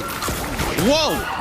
I guess, is that a statement of, hey, you're gonna pick a Fredrin, well, I'm on a Fanny, this is the assassin meta. Is that where we're going right now? I guess. Coily straight into the orange buff set up by P. But dang, I didn't expect that damage, bro. Yeah. Straight up, walks up, well, flies through, and gets, even though Han was able to secure level 4, he wasn't able to tank up that damage. Now trying to steal this away from Coily. At least he gets a bit of compensation. Okay, yeah, you know what, at least something. Turtle's up though. Both junglers have those retributions ready. They'll get in position for this one, but Yangon Galacticos is gonna go ahead and get that space to work with. There they go. Mystic Gush gonna tear PP down with Han, locking him down. Coily forcing to flicker out now, but Han's gonna get caught by the Phobius of Felix. It's everybody disengaging. Ying still holding this angle. Back to level on the board. All right, so a bit of a trade. No one gonna get the turtle just yet. Jungler is gonna grab their buffs for this one. We'll take a look at the replay by STC. Great setup here, you know, to go ahead and capitalize that Mystic Gush, utilizing the Fredrin kit, but you get a lockdown, and you can see how dangerous it is for Han, though, because if he's, you know, in this vicinity of the rest of the team fight, he's actually shredded down quite quickly. It's just not tanky enough just yet. We gotta take a look at the items right now if we're talking about how Han can actually like deal with Pro, right? He's on the way to the Dreadnought armor. I feel like he should have just rushed that straight up. He went for the Ares belt first, a bit more HP, trying to play around with the passive and then Praiser's Wrath. Let's see if it works out. Felix on the turtle. Yep, just walking up. This should be free. Yep. No purple buff on the hands of Coily.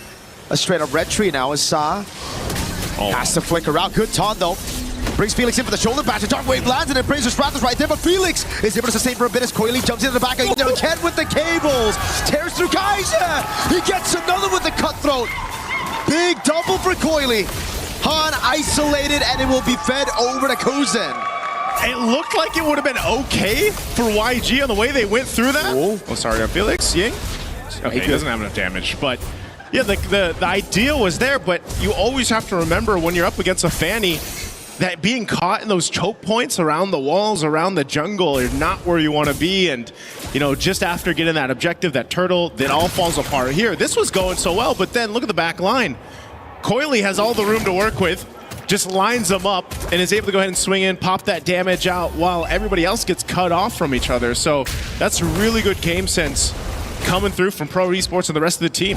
Also a bit of a whiff from Blink. That golden hour was supposed to keep Kaiser from getting initiated on, but it only found Kaiser. Gave Coily the opportunity to just wait, go for those cables, and find the double. Yep. This is the reason we don't see too many Gords, too many heaves now in this meta, right? It's just, if you don't have Flicker, you're dead. They had their moment, you know, and that, I guess that's one of the things as we gone through the days here for MSC is that development of the meta. And yes, some heroes that just feels like just weeks ago were doing so well are obviously struggling in a sense, but this is something that I would say Yangon Galacticos, if they get to, let's say, a late game and you get a little more durability to work with, if you're able to go ahead and play around the golden hour from Blink, then, you know, that's one of the cases. Plus the Moskov, still a power pick in that gold lane, able to move through. You do have generally a safer laning phase to deal with that Fanny, you know, from Coily approaching. But that's the thing. It's more so of Yangon Galacticos really trying to hold on. You can see Brute Force Breastplate now picked up for Han. That's going to help him a little bit to deal with that kind of burst physical damage that's coming through. Second turtle up, though, as YG gets space to go ahead and work around this. Coily in the base can go ahead and swing in here anytime he's ready, but it's just a stare-off for now between both. fighting for this space. One thing you got to take into account if you're pro is Sanji in the bottom lane here on the Moskov. He's chosen the bargain hunter for a reason. He knows his job this game is just to farm out. No pressure here. Han's going to be able to take this for free with Retribution. It's going to be the Mystic Gush now on P, but he's able to flick around now as Kozin gets covered a ton of big bonk as well. Great Fury of the Phoenix in the bottom lanes at 1v1, and it will be Coily to pick up the mega kill to stop Sanji from scaling on the Moskov. You got to give it to Coily and the rest of Pro Esports. They know that, okay, objective, Turtle's going to go over to YG. We might as well find something else. It looks like he's going to be able to get the turret down nearly. Yeah, should go down here. They trade out a kill and a turret. As we look at the replay, once again, this was a really good decision from Coily. Again, he has all the room to work with, even pushed back by the Spear of Misery. It doesn't really matter. He's able to go ahead and find the kill. I was looking up top, the taunt landed on Kuzin, then we saw the Fury of the Phoenix. So in our eyes, it was like, oh man, Sop popped that a bit late to save Kuzin. Turns out it was a call from Coily probably down below to go for that kill on Sanji. That's why the Fury of the Phoenix was tying for the pickoff on Sanji rather than to save Kuzin up top. Blink though. Golden Hour, the SOD lands as well.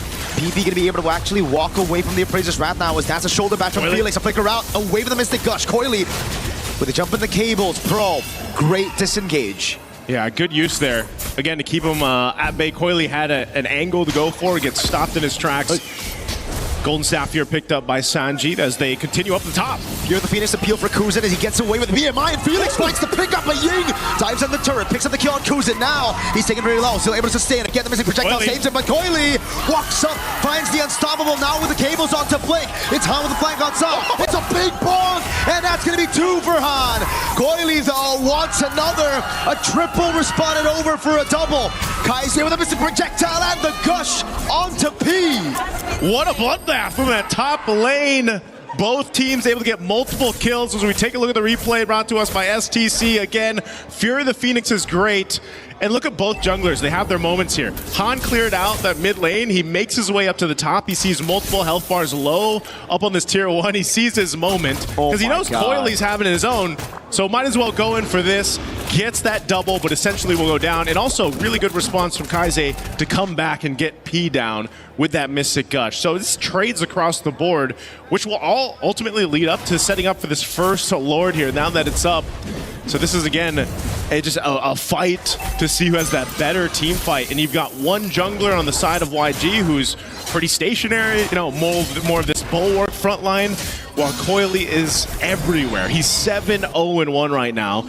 And pretty much if he finds one of the backlines of YG, it's almost an instant guaranteed kill for him. So they have to play around with that in mind. A little bit of focus here, knocking down some of the tier 1 turrets up top. Coily. Dude, against a Moskov, usually you'd see Fannies hesitate a bit, you know, like kind of think twice about going in. Coily against a Marcel and a Moskov walks up like that, or again, flies around like that. Again, it's different in the hands of junglers like Coily. Again, he makes his way through this team fight. Coily! Oh my god, the lethal ignition! What a god on the Fanny! Coily again with the cables. No fear in his eyes. Oh man, fighting for this Lord. As I said, goes to the back line. He's able to get a kill. Now with the numbers advantage. Felix the walk up again. The slam slam, the pass from P. That's a mount already. That means the Lord is going to be free again. Han. Oh, he's so trying desperately to get through. Coily's taking a bit of damage now. Goes for the cutthroat as well. Blink with the golden hour. Oh, he saves the game. Han walks up. Goes for the red tree, but it doesn't land. It was still the golden hour. The red tree went over to the member of Pro. Goes with the pickup on the Lord. That was a big taunt on the Felix and slams on the pass comes through, but Felix gets around with Inferno Pursuit. Almost takes Blink down with him. Woo, that would have been way worse if Pro Esports did not get that Lord. Kozin was able to go ahead and secure it, I believe, just in that midst of that fight because Coily went down. That's also a big shutdown, though, taking out Coily like that. So for now, Yango and Galacticos, they found a little bit of momentum to work with. They should clear out this Lord relatively easy. And now some of that gold starting to build up, starting to go in their favor. Sanji's got the items mainly that he needs at this point, and the rest of the team is starting to get tanky enough to deal with it. It's more about the execution part, the micro part when it comes to these team fights. The biggest threat here, too, is Kaise on that gourd against Coily. If he's taken out and he doesn't have a flicker and he doesn't, have that whatever defensive item he decides to go with, that's just unfortunate because your whole game plan is I'm gonna get a stun off, Mystic Gush real quick, get some people low, and build off of that. But he knows he's gonna be a target, and so now for YG they have to adjust these team fights. And it's just so sad to see the golden hour now 2 times. First time was okay, that was just unlucky by Blink. Second time, miscoordinated by Han and Blink, right? The golden hour was there, it delayed the Lord. Coily was already dead, but Han went for the retry. Because the Lord was still in golden hour, the retry went to one of the pro members, and that's why Kuzen was able to steal it away. Yeah, once again, Marcel, that golden hour is so valuable, but at the same time, sometimes it can backfire in a way that you don't expect. Now it's pretty much even across the board, except for the fact that you got a couple extra turrets for Pro Esports off that Lord take, off that Lord push. Helps open the map a little bit for them, but they still have plenty of time to go ahead and find something here. You've got some pressure on this purple buff. Uh-oh, they're gonna all in on P. Flicker out of the Appraiser's Wrath and a Mystic Gush already. That's gonna be Coily with the damage. Oh, the mount as well. Big Fury of the Phoenix. Onto a choke point. Han with a taunt. Onto 2. Ying still trying to buy some time as Han pops P. Okay, they fight back again. It's been trades all game long for the past 12 minutes here. And you're seeing it too. Now because of these items falling into place for Young Galacticos, you can't find whoever you want, aside from the Gord, Kaize, for Coily to go ahead and get, because just again, you have enough durability at this point, and you have to start to rely on your both gold laners to turn the tides of these team fights. But you'll see it here. This is a team fight comes through. P surviving this is also crazy. Good use on the defensive flicker, staying alive, and then he mounts up and brings back into that Fury of the Phoenix blink. So really good timing there, but Han also gets his revenge. Again, he had a tough start to the game on this Fredrin, but so far he's really found footing. And the gold lead is non-existent for YG versus Pro. We should have expected this coming into this matchup. YG with a dominant game against GK to make it here. Pro with a crazy upset victory over Selangor Red Giants.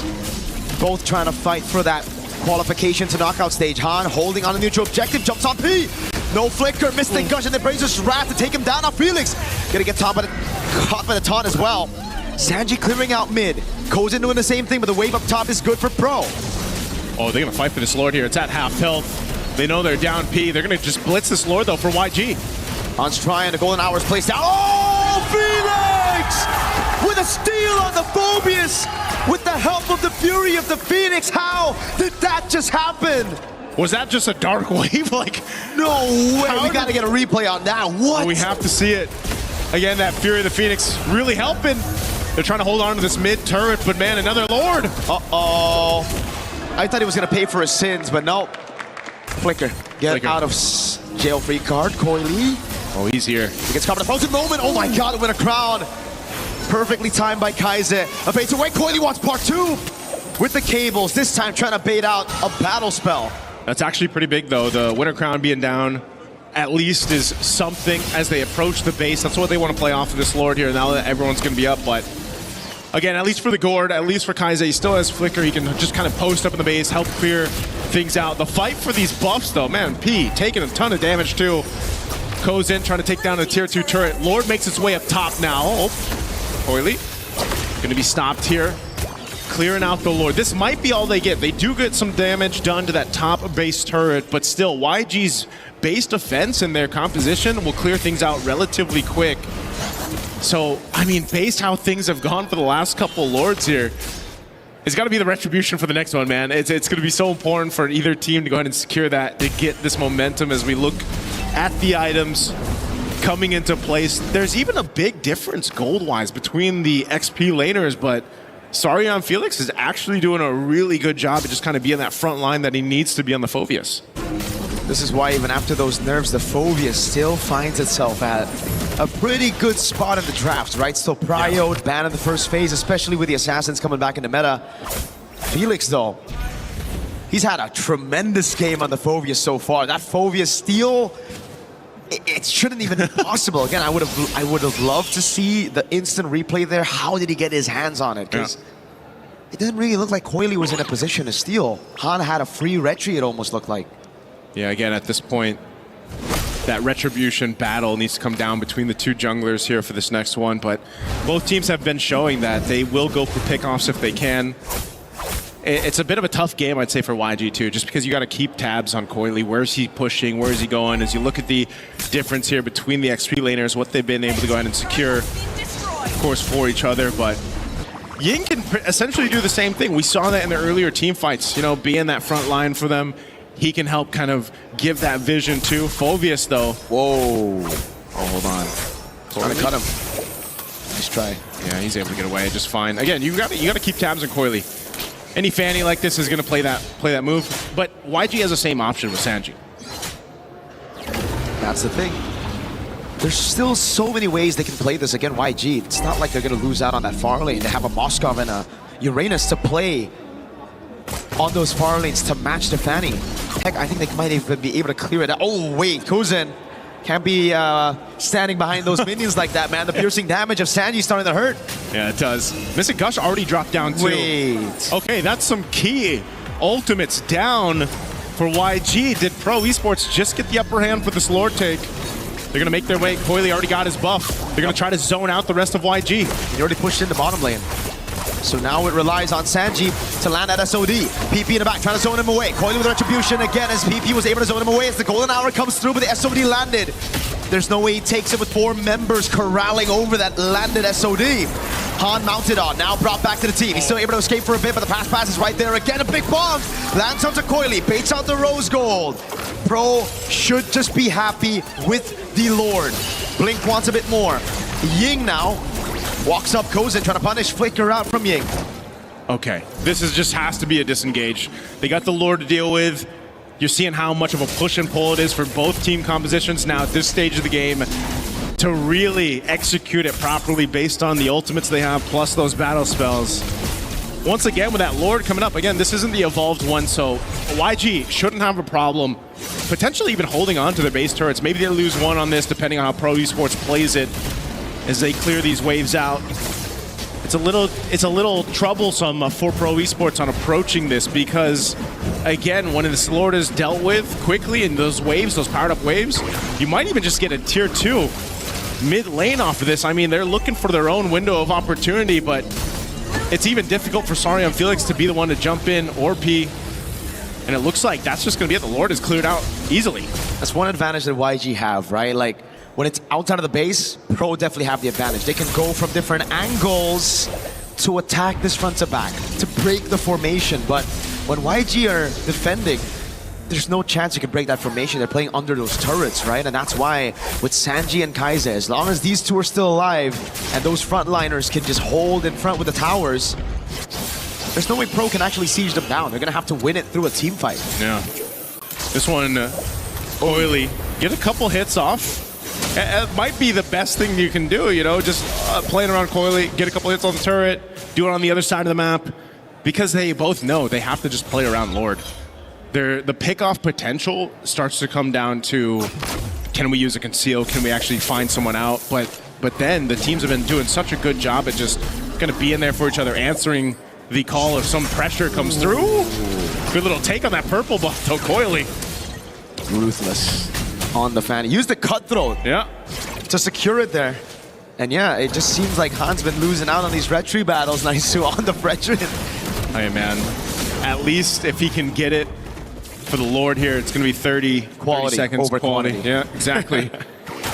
You know, and that one will be evolved too. This is a very different game one than what we've seen so far throughout MSC, especially, you know, you're reminded once that Fredrin gets picked up and a lineup is kind of built around it, this kind of utility jungle concept, it's very different, bit of a different pace. P just walks out of there, blink. Frozen moment, Felix walks up, that's Sa with a massive Fear of the Phoenix. Toilets over the ankle, big golden hour. How do they utilize this? In the midst of it all, he's giving the slam again from P. He's able to flicker out to safety now as Coily looks for an angle to go with the cables. Just trying to bait those resources from YG. Again, nobody falls. Just a flicker burnt for Kaize and P. And a flicker for P. Ying. Yep. It's all this battle of resources at this point. Coily, as hell of a start that he had in this game, he knows that he can't just throw himself into the arms of YG. And so he's going to continue to push down that bot. It looks like at least cut that wave through. YG's going to make an attempt on this Lord. It's half health right now, but Coily will be here in time to face off. He has no flicker. They know it. They're going to try to burst him down. The taunt lands as well. He's able to survive. Oh my god! Oh. The rebound with the Fury of the Phoenix. Good golden hour on the back line, but Coily's able to buy so much time. Sanji caught in the dark wave. Now the blazing duet from Kuzen. Oh, Sanji. It's all up to Sanji now. He's going to be confident slam the pass with Win of Nature and also the immortality buy. There's an immortality buy for Coily as well. Dark wave lands. Sanji's still there. Ying trying to buy some time as Blink is in a 1v1 against Coily. It's an all-out fight everywhere in the map. Again, Coily trying to chase Blink down. He's running away. He finally gets cutthroated and assassinated up top. Oh, I thought that was a nice block, though. I thought it was going to land on Coily, but man, they bought some time, but Pro Esports, they want to go for this tier 2 turret. They want to take this purple buff out. Wait, they don't go Lord. They reset the Lord. They reset the Lord. I have to go. Let's look at this replay again. Started things up with Mystic Gush over here. This fight breaks off into 2 areas. Collapsing down, golden hour used into that Fury of the Phoenix. Meanwhile, also a real cam. It looks like Pro Esports is going to secure themselves that Lord there, but you know, that was a fight that was dissected on through, and that's one of the things that Fanny will do too. You know, you were able to go ahead and split the fights up, focus on the right targets. Golden hour, it just feels weird in some of these instances because it's like it's clearly there to stop the momentum of a fight, but sometimes it ends up just kind of splitting things off in an odd angle for YG. So now it's back to the defense of YG. They have a good composition to defend, but Pro have an evolved Lord now. At 22 minutes, it's a different kind of Lord. Wind of Nature for Kuzen. Bootless at this point for both of the gold laners. Okay, clear out these waves. Lord is up top. It's going to get that charge in. Taking out the base turret. YG has no choice but just to let that go. They're going to have to deal with the Lord, clear it out. Potentially losing some more base turrets. Conceal's going to be used from Pro Esports though. Double top from Han now with the force play as well. Coily with a jump in the back line, but it's going to be the winner crown again. Flicker around, Blink shredded to pieces, but he gets the golden hour. All base turrets taken out now as Ying buys the immortality in time, keeps himself alive. Han! Han! With a big taunt on the Brazier Strap, but Kuzen was able to Wind of Nature all of that physical damage. Okay, YG lost the base turrets, but it's okay. They're still in the game. They've got some more waves to deal with here, and knowing that they're down Blink, looks like Pro Esports still wants to go ahead and potentially end the game here. Ying again, pops into Consecration, bending the mini waves over to the right side of the map. Sanji clearing it out. Kaise no flicker. He needs to play far back. Pro are still lingering. That's a bounce! The Mystic Projectile landed. The BMI gets Kuzen out, but the Rose Gold was already procced. So that's all they get. Pro Esports off that evolved Lord will take down and strip the base of those turrets. Taking the disciplined route. Even amidst the lead they have, it's just YG still able to fight up. They're still able to do well. This is where we start to see the item swaps come into play. Winter crowns even being picked up. You've got multiple across the board here for YG. Wind of Nature sitting on Sanji. Sanji has been doing a great job just staying alive because he's so pivotal for them to actually be able to stay in this game.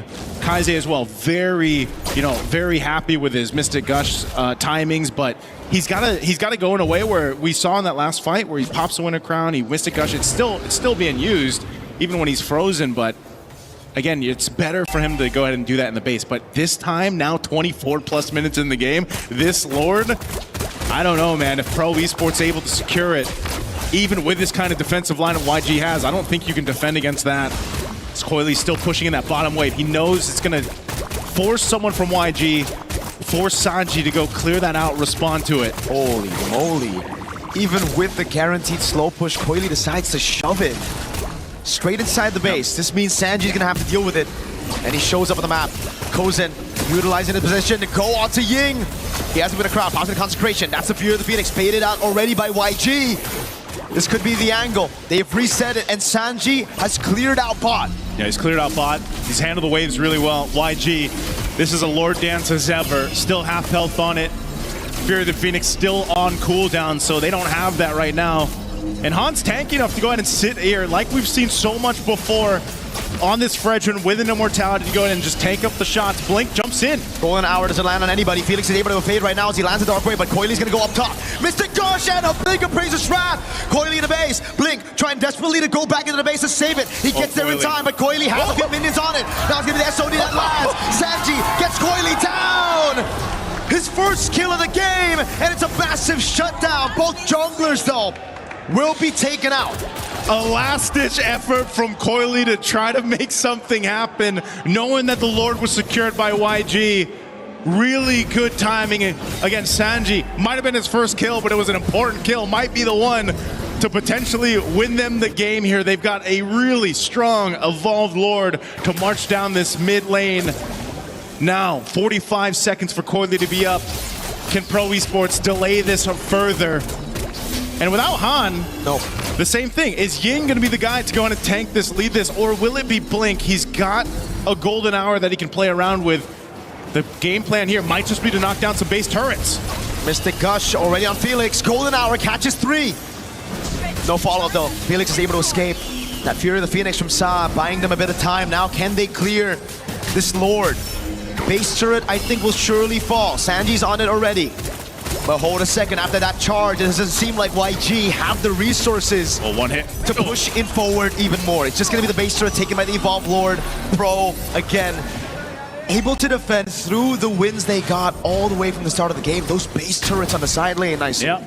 So Pro Esports, mind you, again, they were up quite a bit, 7,000-ish gold. Again, at this point, it's more about switching the items, but they did lose that lead that they had.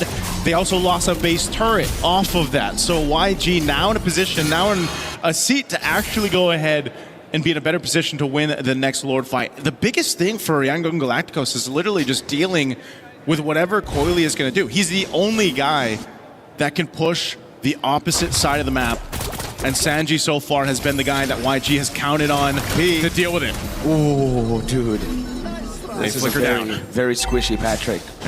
In the face of Mystic Gush late game.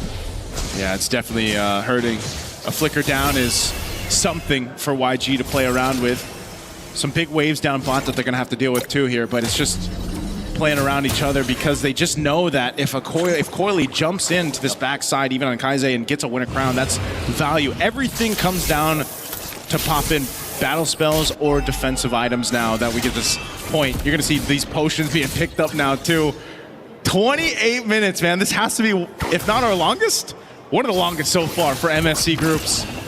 Fighting for this Lord up. It's going to take some time to go ahead and take this one down as both teams get in position. A whole lot of immortalities to play around too. Sanji clearing up that bottom side. Conceal's going to be used. Pete pushing out Han here. And just fighting for this space right now. Pro Esports trying to control this space around the Lord, but it's just too much to hold. That wave bot is just so annoying for YG. Constantly going to have to send someone down below. SOD nearly lands. Blink was the one to give him vision for that attempt.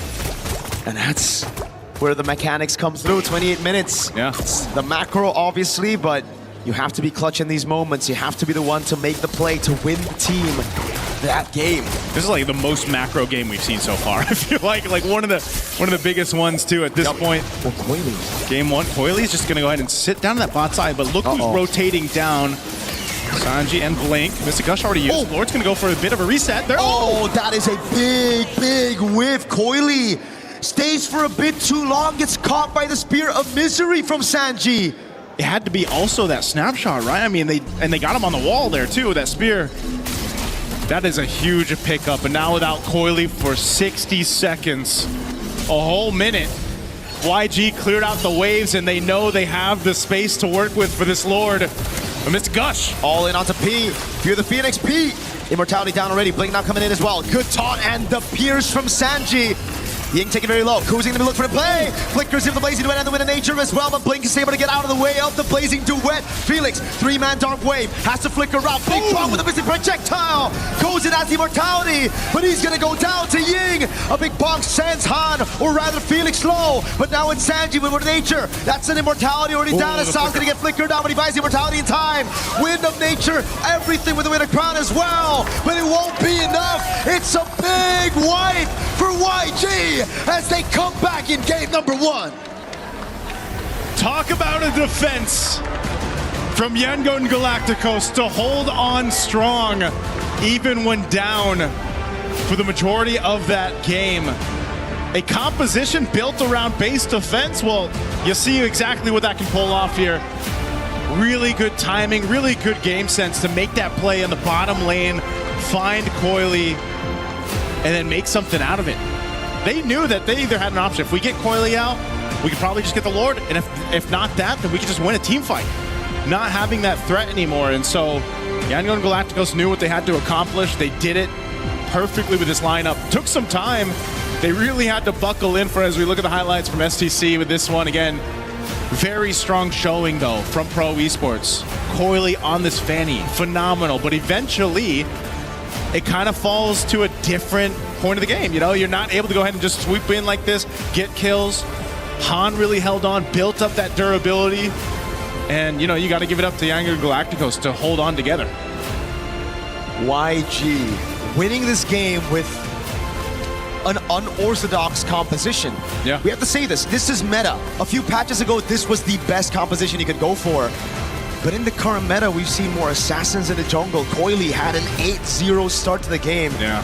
Yet it was the utility jungle of Han. Yet it was them coming back through crazy steals, honestly, crazy mistakes as well, but then adapting and downloading the pro movements as the game got to that late stage. We knew this one was going to be a good one, man. You know, I'm expecting it to be a 3-game series. Both teams just have each other's numbers. They're playing so well around each other, whatever they decide to draft. You know, and again, it's all about that execution factor, and it was executed really well by Yangon Galacticos. So let's go ahead and throw it over to the panel to see what they have to say about Game 1. Thank you guys so much. Great matchup there to kick off our second series of the day. It was Yangon Galacticos with the defense of time that somehow, someway stalled out the efforts of their opponents and made them think that maybe that Fanny, that assassin, isn't at the top of this meta if we let Marcel available. The other news that I want to give you, 4 games Marcel has been let through, 4 wins. Might need to stay on the ban list from now. Welcome back. My name's Rain Day. Brigitte Lefel joining me on panel. That was the longest game of the tournament so far. Yep, it was. And it was off the back of a really good defense. It's a Moskov and a Gord who was just always defending until the very end. And I think I really want to credit a lot of it to these two players just because of the fact that I don't think this was Han's best game. So it's amazing how they're able to stall. That's the word. Stall it long enough. I mean, you mentioned Han. I want to get your just initial thoughts, and I'll start asking about that matchup. No, I mean, like, here's the thing. You came in, I would say, at the right meta where there's a lot of assassins, where the game is pretty dynamic. But imagine this is basically our life for the past 2 years, where tank jungles are a thing. This is it. Almost every game goes above 20 minutes. Because something about tank junglers, they can just hold on for dear life until eventually you make one good play, and then you win that way. 30 minutes and 2 seconds. I said the longest, well, it says 1 on there, but maybe it was like, 1 and 59 or something, hundredths of a second. I think this was really a good showcase of the matchup we highlighted with Coily and Han. I think Coily actually played quite well, but also I think there was, like you maybe had mentioned earlier, just this meta's past, a glimpse of what your life used to be. Maybe that's just not, maybe you just can't let that be played in this meta. Maybe you have to force assassins in this meta, otherwise you're in trouble.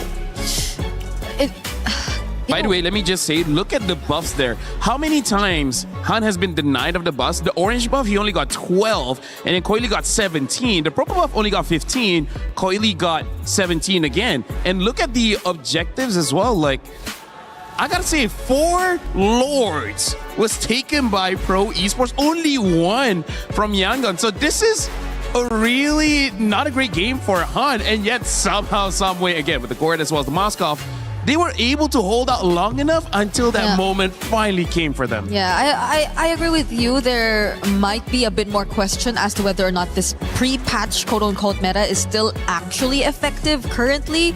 Because I don't even want to point out anything about the draft that we saw from Pro Esports, because they were able to really make it work. Yeah. They found the early game, secured it in their hands, and you saw highlights after highlights, especially from Coily. but it just boiled down to that one mistake down bottom around the 28 or 29 minute mark, and eventually another one from one of their carries, Kozen too. So these were the two players who could just not afford to go down, but in that sequence, it was the both of them who unfortunately had to, and you could no longer defend that siege if you were Pro Esports. It was a style that they ended up needing to draft around, having seen the Fanny come out, the talent of Coily, and he put it to great display. He showed how effective that character could be, but it wasn't enough. Leading the entire time, Pro Esports stumbled at the very end. YG maybe made them stumble, and they got the win. Game 2 is upon us, but LaFell, before we do that, break down what you saw in Game 1 that led us to this longest game of the tournament so far. So I agree with Brigida. We don't have to look at the draft too much, but I feel like we still have to talk about two things here. The reason why I say when it comes to the late game, it's going to be a skill matchup between the teams is because if you go to the late game, the Moskov as well as the Gord is amazing just because they clear the lanes very fast. The Moskov has an added advantage where even while he's clearing the minions, he can attack enemy. In comparison to what Pro Esport has, I would say the weakness of him trying to end the game was having the Zetienne. Zetienne is pretty good at sieging, just not enough, I would say, firepower to make the Uranus, worried, to make the Fredrin worried. So the front lines really don't care that much getting attacked by the mage, hence not giving time for the Claude to actually attack the turret for himself. So now we're going to be looking at some clips here. We're going to look at the early game, and this is the effect. One of the reasons why, yes, I'm standing up, but as long as you're comfortable, right? One of the reasons why we don't see a lot of Fredrin is because he has been nerfed in the HP department. Rarely do we see this when Fredrin starts off in his own jungle, and look at how fast Fredrin got bursted down. And in that moment, we even saw Fredrin get level 4 first and then the Fanny. So not even had a level advantage, and yet the damage is he can't sustain it.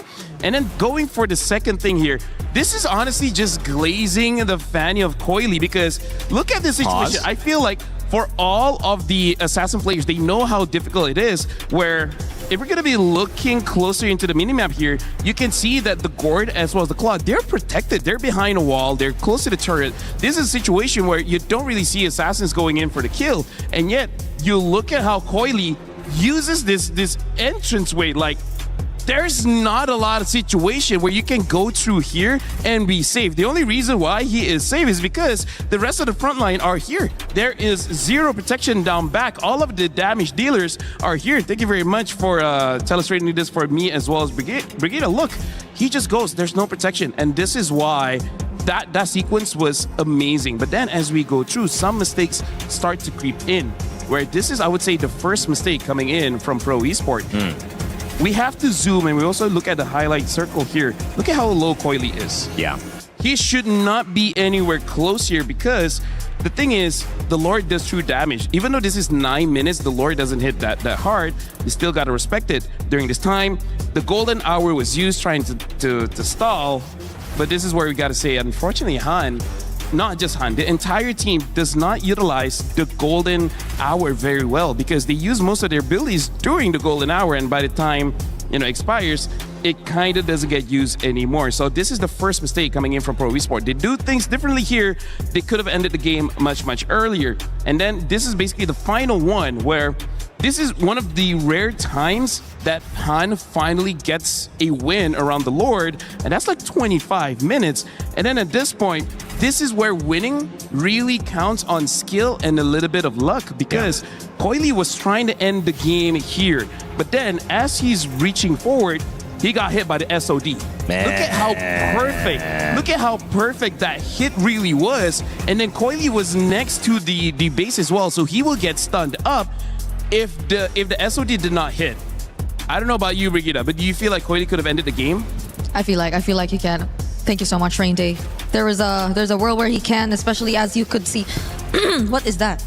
You could see how it's just taking a bit more time for Kaiser to go in. He doesn't have the Mystic Gush either. Yep. So he can only rely on basic attacks. He honestly could have ended the game. And I would say those are the two mistakes that happened for Pro Esports, which is the Lord at the 9 minute of the game, as well as at the end of the game, they just don't have enough firepower to actually end it. She couldn't let her card fall. I get it. It's okay. It's I okay. got It's okay. It's okay. Thank you. We're very moving much. and grooving over here. You know, this could have been a standing. Hey, this is our whole stage. This is our home. We can stand if you want. We sit, we stand, we do it all here at MLBB. What a fun, game. We're a fun bunch. Again, this is such a fun bunch. You guys are obviously fun, but this game is so fun. It's so great to dive into it. I've loved coming from Apex, right? I mean, we're so focused on the game and where the game goes, how it evolves, how it grows. We are fans of that. We want the best for that. This game, just the sky is the limit. And obviously, so big around the world and so many great communities who are involved in it. Games like that. If you're a fan coming in and saying, it's EWC 26, I want to check out MLBB. Maybe it's my first time checking out this game. That is one of the reasons why you say, wow, this is fireworks. And I could just jump on this right away, maybe play alongside, grab your phone, grab your tablet, jump in. Bang, bang. Let's do it. I love it. Become a bang banger. Yeah, become a bang banger alongside us. Let's go, man. I'm having a blast. I know you guys are as well. Let us know in the chat if you're having fun as well. Any co-streamers also. Hopefully you guys are enjoying this event. Flying Cloud will be where we set up the stage for our second matchup. It was all pro esports until the very end. And I guess that's my biggest question to start with this second draft. Did it go right and you executed wrong? Do you try to keep up that playbook and say, listen, there's little ways on the Lord fights, on these little moments where we could have won that game, so let's not deviate. No, if I'm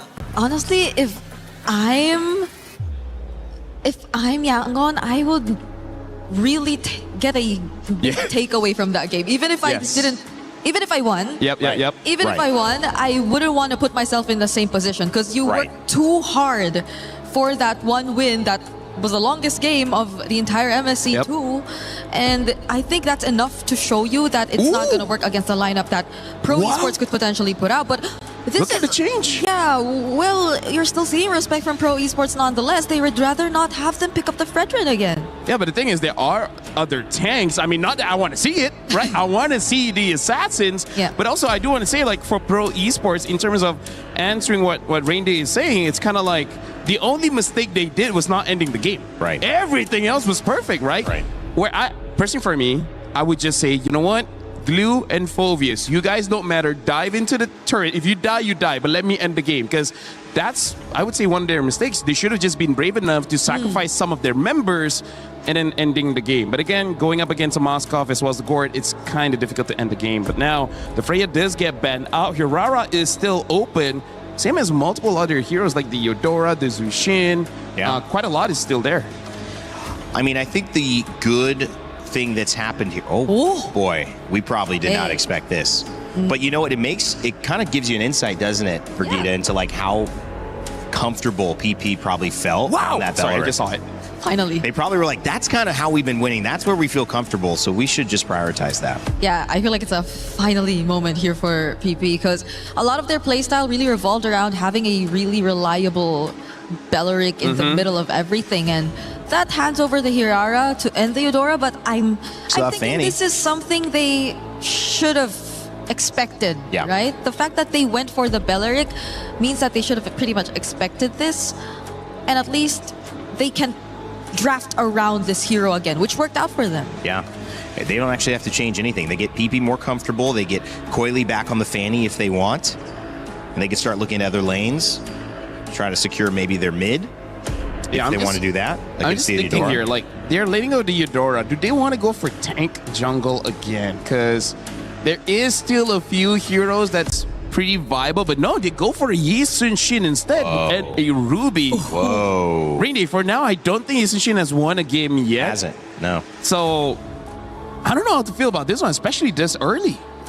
Right, you're showing your hand quite early here. Yeah. Because even the Ruby, and it's not like you're seeing a dive comp per se from Yangon just yet, but it seems like Pro Esports have built on their catch, have built on their capability to just it looks like for Pro Esports here, they just want to build a castle around Yi Shin, right? Have a lot of utility and then let him free hit. Well, think about how long that game was, right? Oh, yes. The ability to scale, having Yeah. an answer for late game. Yi Shin does suffer early, but late, that's where he's going to shine, right? And Hirara, not like a Ling or a Claude, can dive in super fast. She can still dive in, don't get me wrong, but not the same way. And now having the Barats, where I think that's a pretty good answer to what Pro Esports have already shown, because when Barats gets the max stack of the big guy, he does have some resilience, meaning that he doesn't care too much about crowd control. He does care, but not too much. So that's a good way to like just be a front line for the team and waiting for your opportunity to go in. I gotta say YG is drafting pretty sound, and Pro Esports does seem like they're showing new-ish things here. Yeah, I agree. It's also making me wonder, because I think the probability of us seeing a double fighter lineup in Pro Esports is pretty much very high. Yeah. But for YG, on the other hand, who are showing a Hirara right now, I'm wondering, and a Barretts too, I'm wondering if they're planning to even consider that round as well. Because if they do, then that's going to make things, I guess, that's going to allow them to play around the Hirara, yes, but the range, I think, is going to be a problem. Melissa. I feel like Melissa would work well against the fortress that Pro Esports is building. Yeah. As of the moment, they still have that option. They can pick it up. They banned out the Carmilla. Interesting. We haven't seen a Carmilla just yet, so maybe they got some information about what's going on with Younger Galacticos here. Right now, they can pick up their gold lane if they want, because they don't have the gold lane as well as the roamer. And I feel like showing either or doesn't exactly expose the draft too much. Because it's not like, oh, you show Melissa, I'm going to pick up something like a Farsa to kill you. There's multiple ways to deal with a pick like that. And you know that the Yi Shin is going to the jungle anyway, so there's less things to worry about. It's, at this point, really just a potential. What if Yi Shin gold? Oh. I don't like it. Hey. Who knows? Oh. Ixia. Okay, Unique hero. Another new pick again. Okay, we're going deep here. if they're going double fighter, then the other fighter has to be a backline. Yeah, like a Lapu, Benedetta, Yeah. Yuzong. There has to be someone to reach that Ixia, because, well, it can I think also be the CC mage. is okay. I think CC is okay. Yeah. If you want to put CC gold, but Ruby EXP against Barats may not be a good matchup there. Or if they don't want to do that, then maybe the mid lane too can compensate for the range, for the reach. Eve probably is the safest. Yeah. We don't see much Farsas currently, so We see one loss, but we've seen one. let's see. Oh, All right, they pick up the Vexana as well as the Uranus. I feel like Vexana. I like this. Vexana has one win. But do you remember how I was mentioning that she is pretty tough against Eudora? In my limited experience. I mean, you're not wrong. But I'm just saying it's like a matchup that does okay, which it means you're not going to get behind, and you might be able to pressure her out so she doesn't get ahead. Another element to the fortress. Just add a Lord as well, right? This is a clear fortress for Yi Shin. This is a, I don't know, walking battalion? Walking? Not all of them walk even.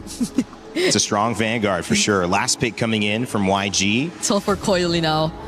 Synonymous with Myanmar at this point, and trying to do another historic run. The Matilda. Wow. So another unique hero. A lot of defense coming in from Pro Esports and Young Galacticos. They have a lot of ways to approach the fight. I gotta tell you, Brigida, I do not know how to approach this draft.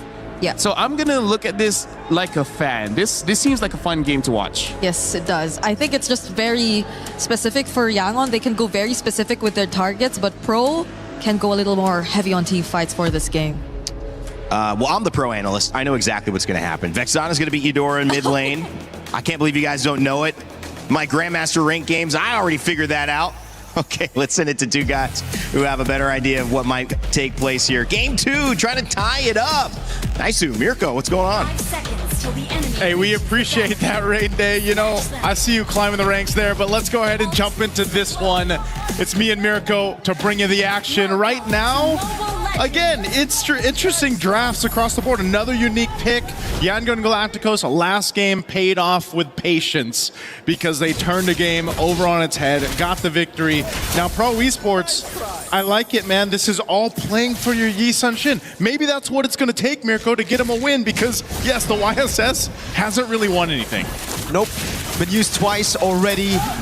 P already has to use a Revitalize early as well. At least there's one thing, right? YG technically only have one frontliner. So if Pro want to go front to back, they technically don't need to deal with too many tanks. The thing is, it's a barrage with the help of Matilda, though. I was going to say, you know, it's one thing to have one frontliner who can just go anywhere, you know? That's with the help of the Matilda. And even so, if I recall correctly, the Matilda can also do some interesting things with a Nixia pick, man. Yep. You know, drop down that full barrage and soar on through. So I feel like for Yangon Galacticos, the upper hand here, aside from just Sanji. Okay, that was all right. Burn the flicker. One of the upper hands that I was going to say. Oh, hold on. Whoa, a Purify out. First blood for Han still, despite the Purify from Felix. So that's an upper hand, getting the first blood, but it's also just, again, mobility options that they have to play around with this composition. Taking a quick look at the emblems, you can see where they're going with this. Again, the Matilda is going to have a whole bunch of mobility to work with, and this being Flying Cloud also kind of brings everybody back to the team fights really quickly. The Barrett's being the one tanky guy, you can see him. You know, he's got the tenacity, he's got concussive blast, he's on the tank emblems. Ying knows his job for this one. Koza's going to be able to take that gold crab away from Sanji. Obviously already won that lane earlier, but Sanji can just walk back up in Flying Clouds very easily. That's the thing. Doesn't matter if you really bully your opponents here this early on with the Flying Clouds map. Oh, big chomp by Ying, spits him out as well, gets a stun, and look at the peel from the rest of the team. Felix able to stop that from happening, the pick off on Coily, but he's a bit too low to participate around this turtle fight. Yeah, I really like that sound effect there, Miko. That was a good one. Now for the turtle, fighting it off. Not sure if they're going to get in range. Han gets the turtle secured. Okay, circling Eagle. Oh, not on Sa. He was already a free kill, I'm guessing, for Blink. YG go up 1,000. Go up 1,000 gold because they've got a couple kills in their favor. A turtle, a little bit of extra gold off these gold platings too. So this is all really starting well for Yangon Galacticos, and I think that's why even our panel was kind of mentioning this with the composition that Pro Esports brought to the table. You know, playing around your YSS, you've got enough bodies, I mean, even an extra one with the Eternal Guard to protect you and give you space. But if you're not able to go ahead and utilize that and let Coily get farmed up here, scale up, it's going to be really difficult for him. I mean, look what Han is doing to Coily's jungle. Hey, if he can win on a utility jungle in this meta, imagine what he does on a Hirara right now. I wonder how he feels after going from a Frederick to a Hirara. Hey, to be fair, I think Han's just chill with it, man. Like, I don't know how many heroes he has in his pool, you know? Like, we've seen him on a Fanny as well, and then the Frederick, and now it's going to be the gank onto Kuzen onto the bottom lane. Oh my god, the full barrage as well with the guiding wind. Kuzen still able to stay alive for a bit, though. Good Eternal Guard on Blink, but he's able to flick around and gets the guiding wind out away from the roots of P. Able to get away off of that, too. I mean, that's dirty to see, but yeah, makes it work. Again, they said this is going to be a fun composition to see in motion. Well, there it is. You do something like that. Looking at the replay brought to us by STC. Brings it a little bit too far, you know, but still able to cap out a kill under the turret, and then good flicker usage there to stay alive by Sanji, and then guiding wins on out from Blink. That's a tilter, bro. That is. After losing that close 30-minute game, this is usually what happens, you know, after you lose a close 30-minute game, it might be a quick one in game 2. We saw the Brimmies fans earlier. Yeah. Up on stage. I got my sound effects approved, by the way, by the king. the king yourself. The young man from the Philippines. Yo, shout out to the king, man. Shout out, man. We'll see you really soon. And now for this second turtle. Up here, Pro Esports has control of it, but they wait for Coily to get in range here. Little poke back and forth right now. Both teams, Ying playing up that front side. There's the Mount Shocker. Pulled in the Dino, the Eternal Guard as well. Full barrage comes around. The red tree is good for Coily. Dives onto Han, untargetable for a bit. Able to escape with the help of the Flask of the Oasis. So it ends up being a big win for Pro finally. XP and Turtle. Yeah, that's something they needed. At least get the objective secured. You don't want to let this scaling happen even further for YG. Up 2,000 gold at this point. That's a Sky Piercer also picked up for Han. They're going to go ahead and just keep Cozen back here. You know, one of the things too, speaking of this, hold on, Circling Eagle. Oh, stun. Oh, God. Oh, God. Yeah. I was going to do the caca, but... Welcome to the Thunderdome. We need a Thunder effect, man. I don't know how it's going to work.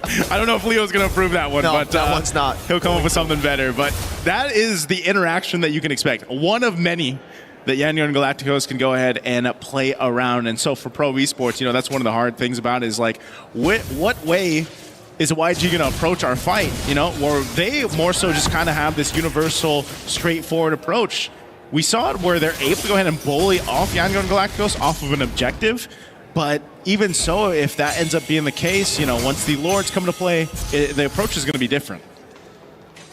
So Pro are just going to take it slow, but YG scaled pretty well as well with the Ixia, right? Yeah. So, I mean, we're just going to have to find out again. A 2,000 gold lead for YG. We've seen massive gold leads turn around in very, very good games like yesterday, Falcons Meta against IG. They held like an 8,000 gold lead. IG were able to come back through forcing Falcons Meta to make mistakes. Seems to be the case, you know, whatever team makes these mistakes kind of gets punished on them. The teams so far that have been competing throughout MSC, they all do that really well. Once they see an overstep from the opposing team, they're able to go ahead and punish it. Now this is also just the nature of the compositions you have, you know, with Eudora. I mean, there's a reason why the Eudora is picked up so much. One of the top picks right now in that hero pool. Last Turtle, though, again, playing around that stun that you have, the mobility that Matilda brings, YG will wait for their own moment. Goes in. Oh, the chop missed. I think he's going to be pulled back as well. Oh, great taunt to read the flicker too. But it won't be a kill. They're just buying time right now for Coily to get his hands on it. And Han walks up. Great CC from the Circling Eagle. A blink to steal it away now. Han locking him down for Sanji to get a few shots on that full barrage. PP with a walk up, a taunt that doesn't land. And it's the combo, but it's a Belleric.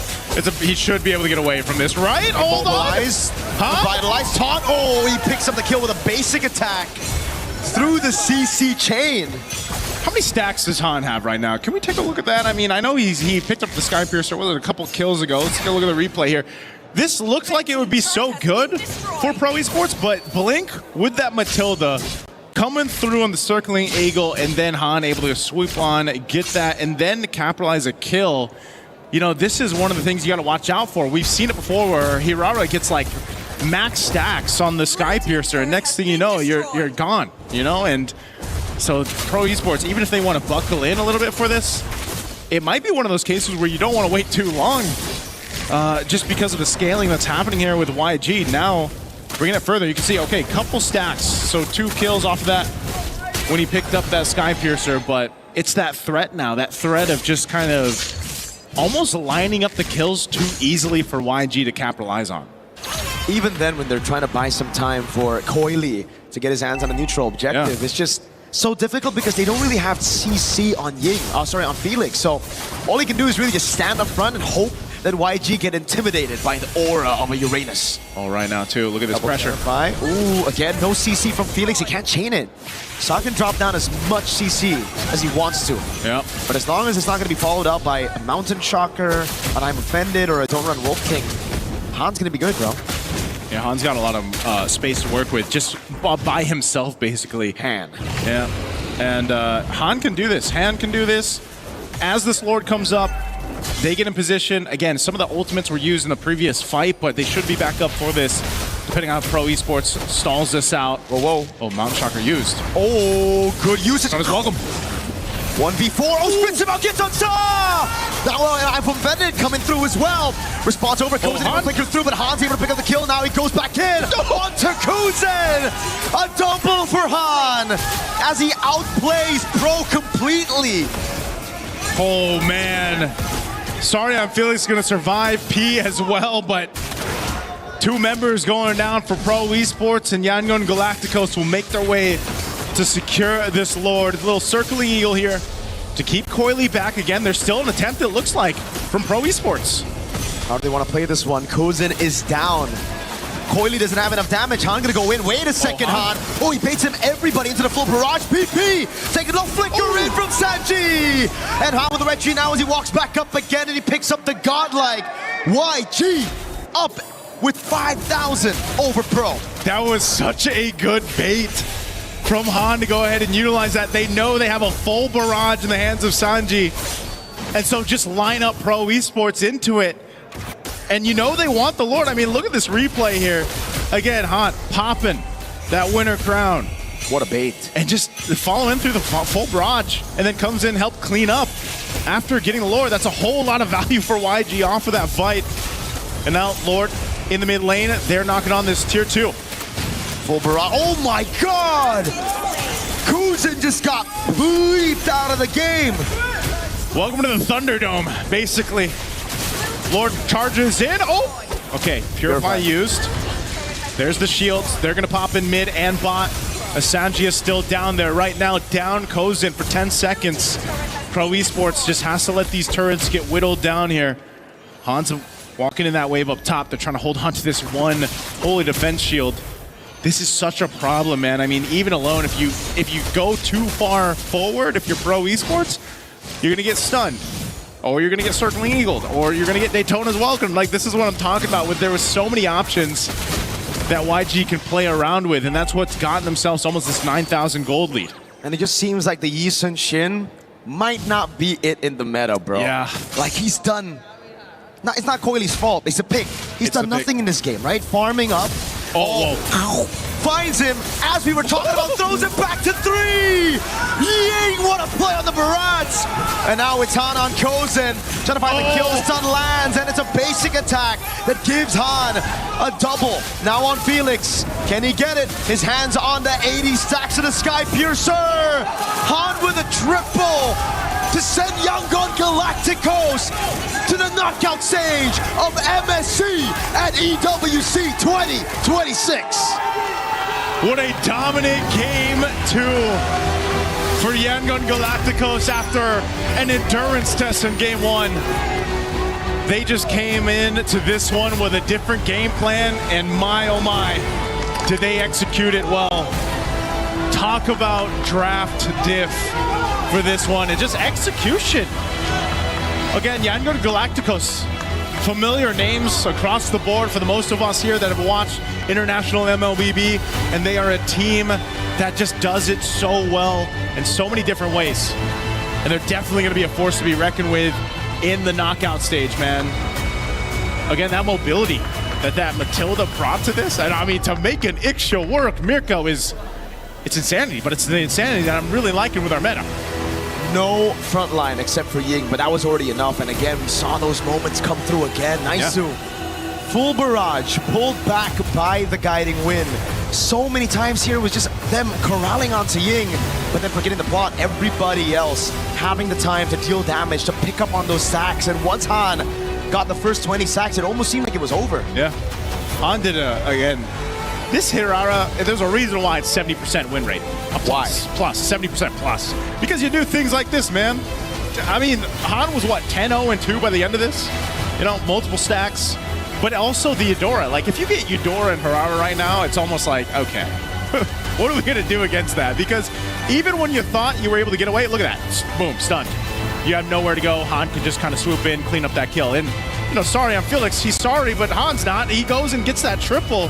So it's just phenomenal execution here. We're going to have to throw it over on stage, of course, with Milosh for our interview. Hello, my friends, and yes, congratulations, they advance on. It's Yangon Galacticos. What a performance we had, especially that game 1. What a long bout. Sanji, thank you very much for joining me on here. That game 1 was incredible, a 30-minute back and forth between you and your opponents at Pro Esports. I want to ask you, why did you pick the Fredrin to be on your lineup? Because it's mostly been kind of redundant at this point. What was the plan behind it?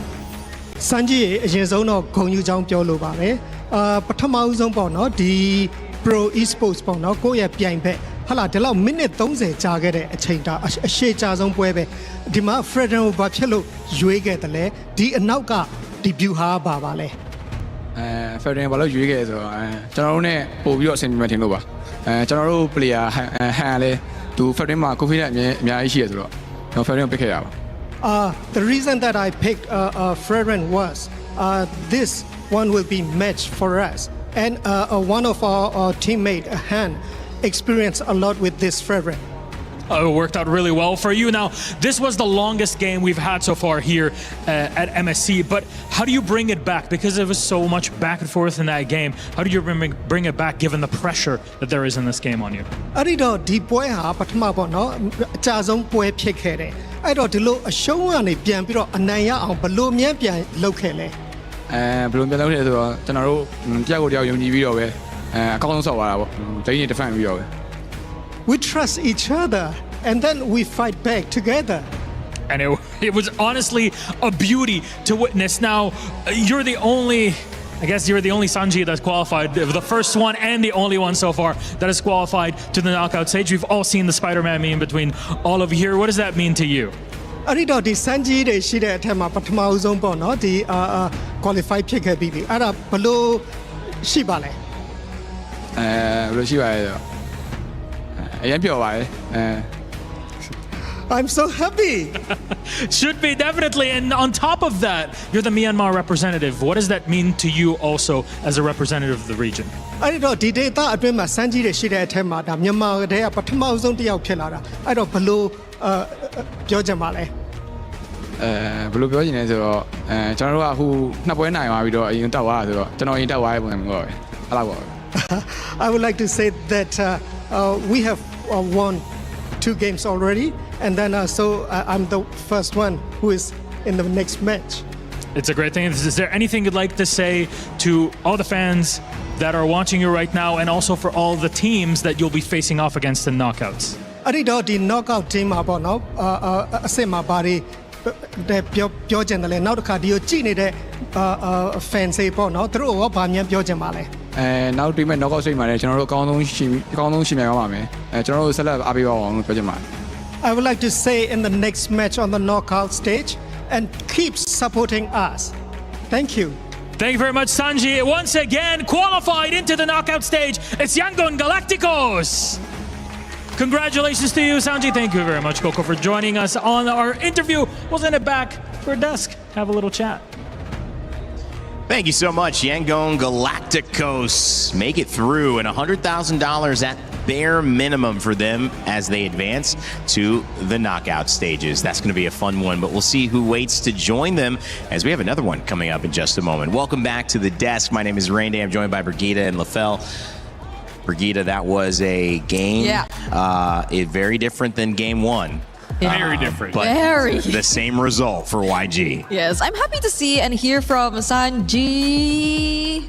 Because I can still remember your joke about rumor has it still goes on. It's still going on. It was that funny. She's still thinking about it. Yeah, I'm still thinking of it. And it's great. It's a great showing. I think whatever we were thinking in game number 1 about YG and them probably struggling or having a slight misunderstanding or being behind of the meta, I could just disregard all of it now. At this point, I'm just thinking it's mind games. I told LaFell, I think it's just mind games. Yeah, it might be, LaFell. Yeah. Fantastic analysis.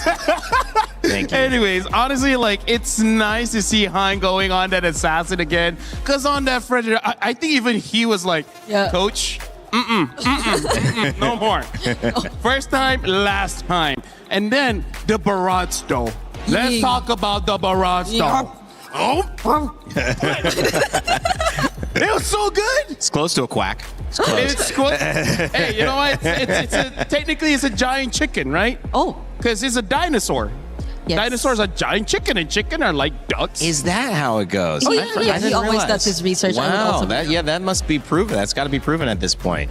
Because the T-Rex... Distant ancestor. Yeah. Because the T-Rex doesn't have skills. It has feathers. Oh, well, we just figured something out. And at this point, you can hear the crowd excited. I think that's a Kelra excitement as Onyx takes the stage. He's... Mogging is a word that was used to describe him, and certainly I would agree. This one, though, maybe mogged in game YG, 17-2, a 12-minute game. A big important thing about this, guys, that we have to consider. That's a short game. That's going to help them get a higher seed in terms of picking. And, if they obviously, however, guys, I think it's also balanced out by the first game being 30 minutes from now. I don't think it's going to help as much. One of the shortest and also the longest, so it's moot. I mean, like, here's the thing.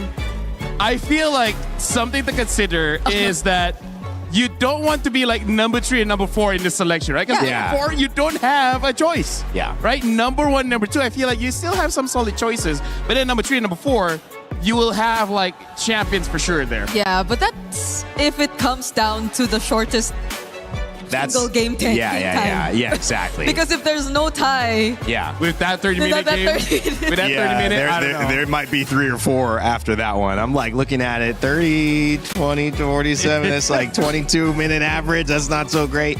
However, that is an indication that maybe these upper bracket games, we're going to see another one here. You saw Onyx, you see Aurora about to take the stage. That is going to be another tight contest with 2 metas, 2 ideas, 2 strategies that maybe lean towards longer games themselves, Brigitte. Yeah, we've had long series. The first one, game 3. That's what she said.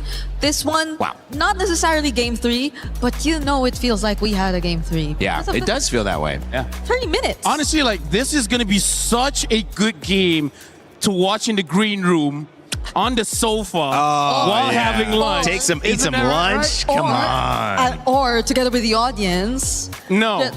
No, green room, lunch. That's going to be good with Aurora, though, can you, I mean, it might be 9 minutes. What? You can't eat lunch? With like a Raphael Amid again? Maybe, who knows? Can we eat lunch? I don't know. I saw someone. Did you see that? You know what I want here? Guys, do you know what I want at the venue? I'm just going to say it. It's personal preference, ice cream. Oh, that would be so good, bro. If there's any way we could like have an access to ice cream. I mean, that would cheer me up. Speaking of ice cream, Aurora Avalanche, though, I don't know how Ani can deal with that because Aurora, they finished the game so fast. Like, what do you have to look out for? Rafa mid again? That's right. Something like that, something crazier. He said they weren't done. There's still more. Yeah. Brigitte, but what could there be? I mean, we've seen these meta changes happen so fast, but also it feels like in the sets they're happening very slowly. The one pick is trying to counter this other pick. We're really getting to that point in this tournament so far that chess is being played and we're working on just your approach to the game, not really understanding the pieces. For me though, I feel like it's mostly really on Rosa that we're seeing all these surprises. I mean, ever since it's always been Rosa, so if they actually go for an upgrade and show us something new in a different role as well, then that's gonna make things a lot more difficult for Onyx. Shoutouts, I see Coach Chip right now. A fighter in the mid? Let's break down a little bit, guys. I think maybe a learning lesson there. If you are pro, you do get to go ahead and play again, and that is a benefit for you. You don't have to worry about being out of the tournament yet, but I keep going back to that Belleric first pick and leaving Hirara and Eudora to YG. I feel like although it was a comfort pick, that was probably letting too much go, and in hindsight, it seems like it was. Yeah, I really feel like that Eudora is very pivotal to deal with all these assassins. Like, do it with me, do it with me.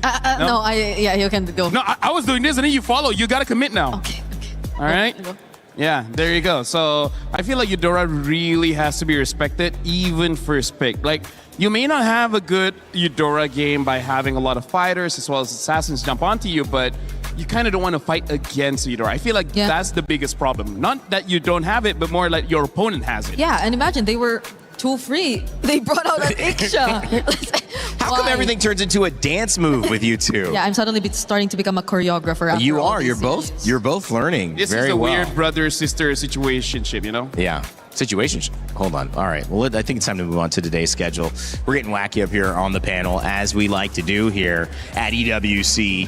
Yangon Galacticos take a 2-0. This was the game Brig was talking about earlier, saying, I think this is the one that can go 3 games. It kind of did. It kind of did. It kind of did. But the one before actually went 3 games, and that was Selangor Red Giants and GK Esports. Well, we see another surprise here.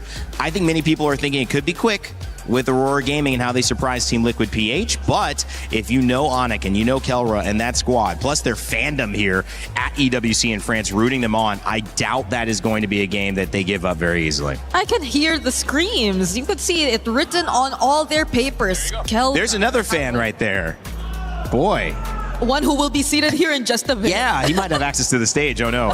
Oh no. We're going to change out our panel pretty soon as well. Make sure if you have your idea of who you think is going to win in this Onic and Aurora matchup, or even Team Liquid PH versus Entity 7 later on in the day, get your pick'ems in. You have the chance to earn $300,000 of your share of prizing just by participating. And what's the worst that can happen? You're wrong. It sucks to be wrong, but hey, that's c'est la vie, right? We're in France. You can be wrong about some things. At least you participated. Coming up after this, we're going to change out our panel. We've got Onic and Aurora, another upper bracket match. It's going to be a brawl, and I know a game that's pretty good at brawling, Street Fighter. Oh yeah, and they're doing something with MLBB. Check that out. Human body was built to move. Not trapped at a desk in one singular posture for 12 hours a day. It's time your chair evolved. This is Secret Lab Titan Evo. Ergonomically engineered for you, gamers, hybrid workers, artists, backing your every move.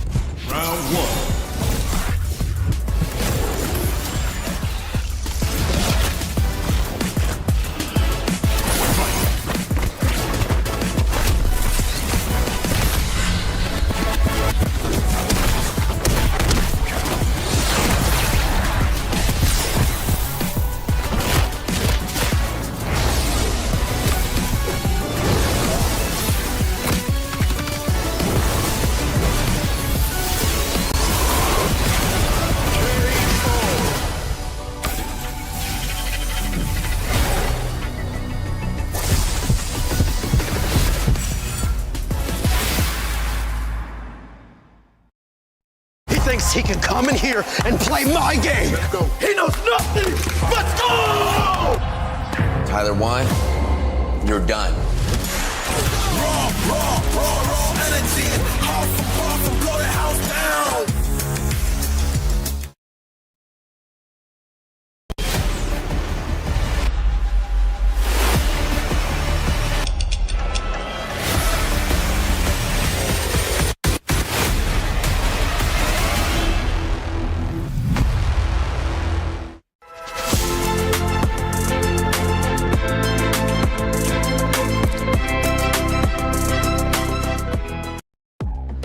Welcome back, ladies and gentlemen, to the Lenovo Legion Gauntlet here at EWC 26. We've got MSC action all day long. 2 series down, 2 to go. And this one's another upper bracket match, which guarantees the winner of a spot in the final 8 and also $100,000, something that you can be very happy about leaving Paris, France with. For the loser, they're still alive, and they will face off in an elimination match later. But of course, I'm joined by 2 amazing panelists to talk about all the storylines that'll be developing. Bryn Mawr and this time, Gideon, my man, off the desk, joining us on panel.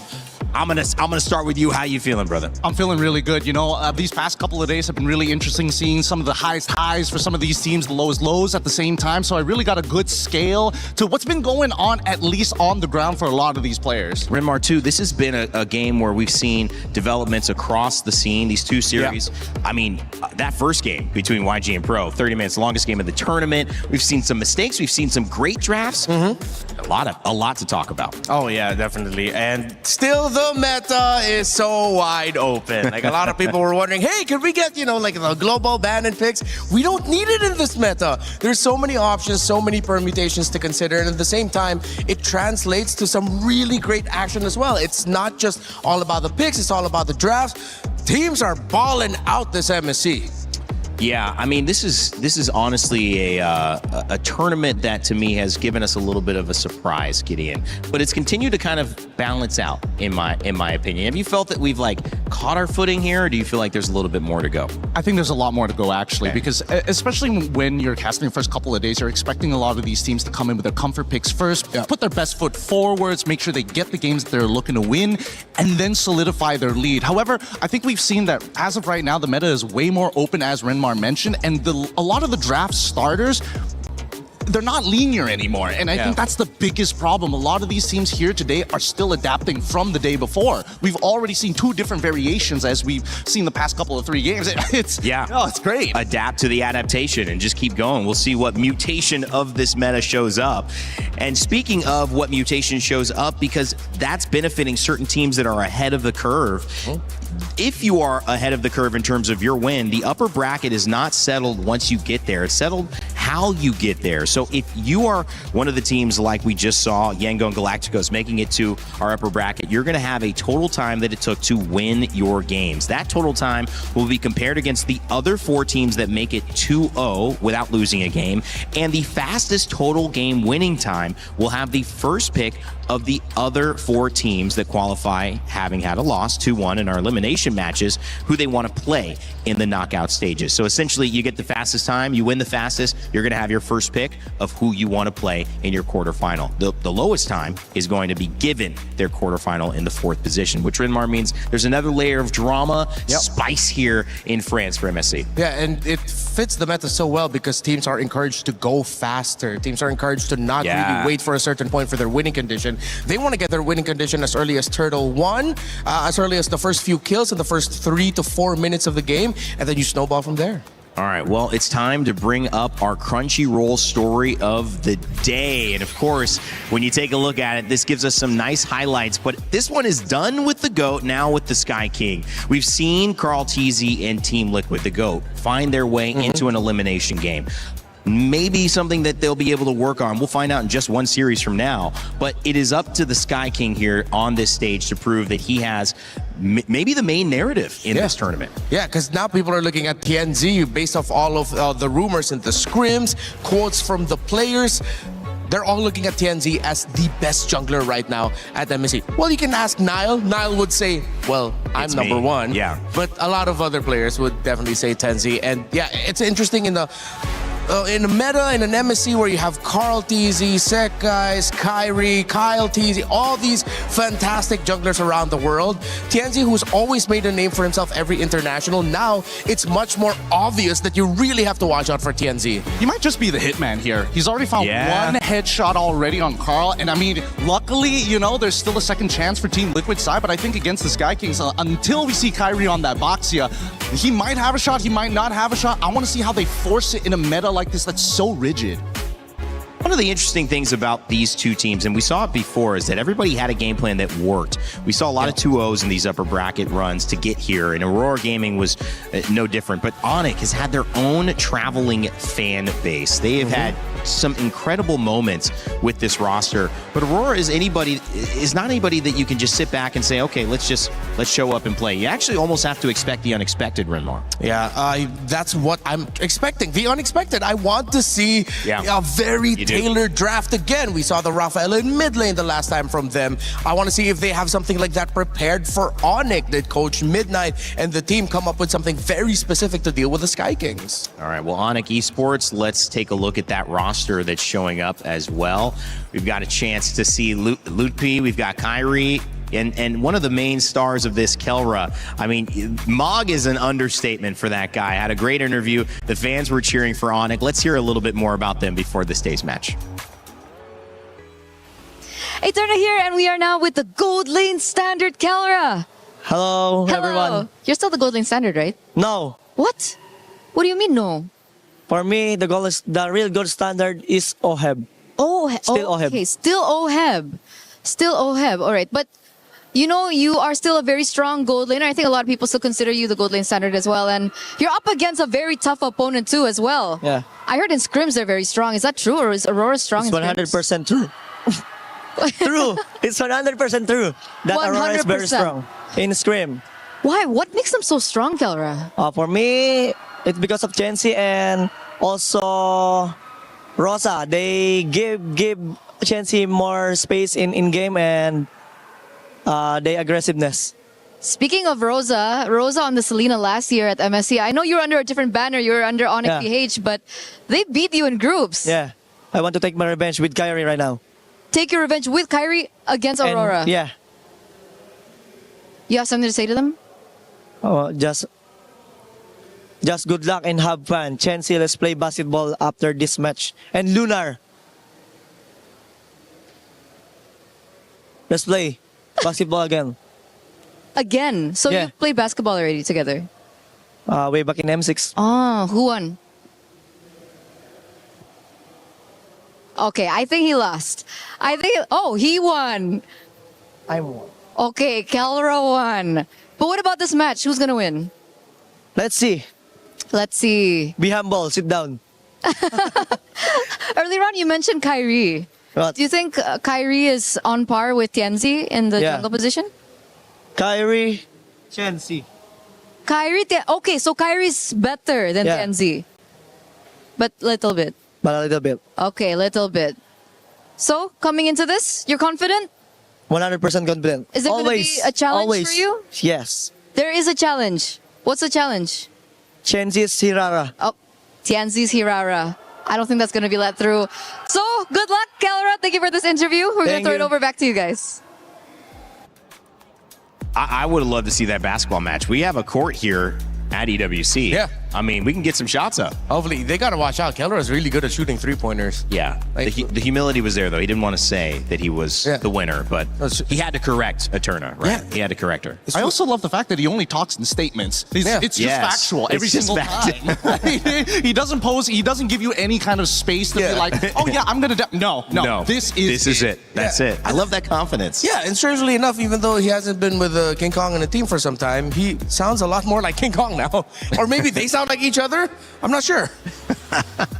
Well, when you look at that team, obviously they've got to go up against an opponent that's been surprising everyone. And we thought, can it be the Sky King now that goes down? TNZ has been a threat, but so has Rosa, bringing out that Rafaela and Coach Midnight as well. Even Lunar got a call out. I mean, you know, the only person not mentioned is Pagu here. This is a team that we need to see. And when you put this team together to get here to MSC, their journey just beginning. Now they have a chance to make it into the knockout stages and do it by taking down some of the best.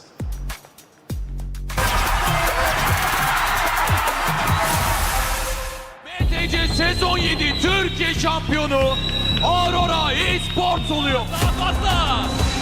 O zaman şampiyon Aurora Gaming. We are Aurora Gaming, 3 times champion of Mobile Legends Turkish Championship. Selangor Red Giants throw Aurora Gaming down to the pits. Bu zamana kadar katıldığımız tüm turnuvalarda birçok güçlü ekiple karşılaştık ama açıkçası beni en çok oynamak istemeye teşvik eden ekip SRG şu anda. Çünkü yaklaşık 200 senedir sürekli onlara kaybediyoruz. Hiçbir şekilde win alamadık.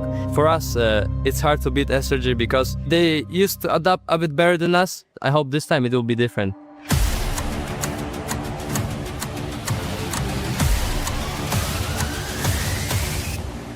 M8 Türkiye'de olduğu için MSC bizim için önemli bir hal aldı. Çünkü M8'de bu MSC'de gerçekten başaracağımızı düşünüyorum. Kesinlikle çalıştığımızın hakkımızı vereceğimizi düşünüyoruz ve kesinlikle bize karşı güvenen herkesin de güvenini kıracağımızı düşünmüyorum ve kesinlikle bu sefer birinciliğe oynayacağımızı düşünüyorum. Finale kalacağımıza inanıyorum. I want to prove that we can compete against the Southeast Asian teams and we can actually be the strongest team. To do everything they can to defend, but Aurora Gaming have locked on the base.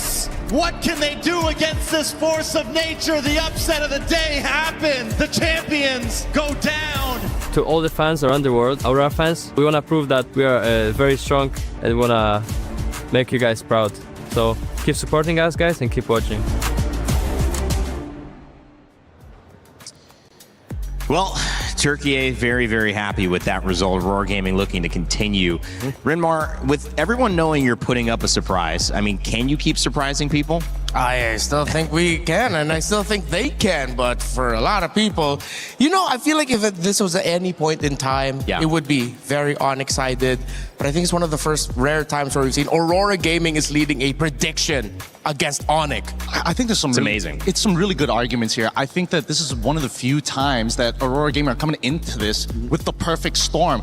I mean, our international at the end of the year is going to be in their home country. So this year is going to be huge for them. On top of the fact that the meta actually supports a lot of their players in their previous history. They played it before. So they've got a backlog and plenty of wealth when it comes down to creative drafts.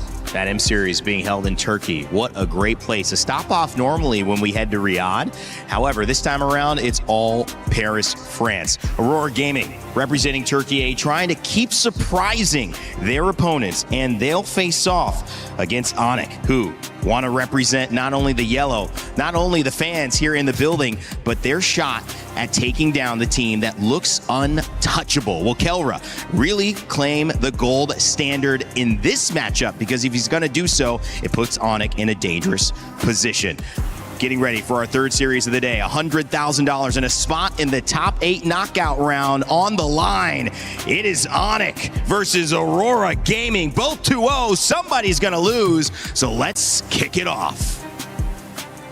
Thank you very much, guys. And oh, wow. First up, before we even talk about match 3, let's touch on match 2, because the first game went on for half an hour, the longest thus far in MSC. But the second game, it flew by in a blink of an eye. It was clear that the first game was kind of the big, I guess, the piece that broke the camel's back. Because in a moment like that, you're thinking, all right, a back and forth 30-minute, there's no way we can continue having this for game 2, for game 3, and that was indeed the case. It's so exhausting mentally to keep that up game after the other, and honestly, it just worked out well, right? Myanmar moves on, we get to see them in the knockouts, but that's for later, Rose.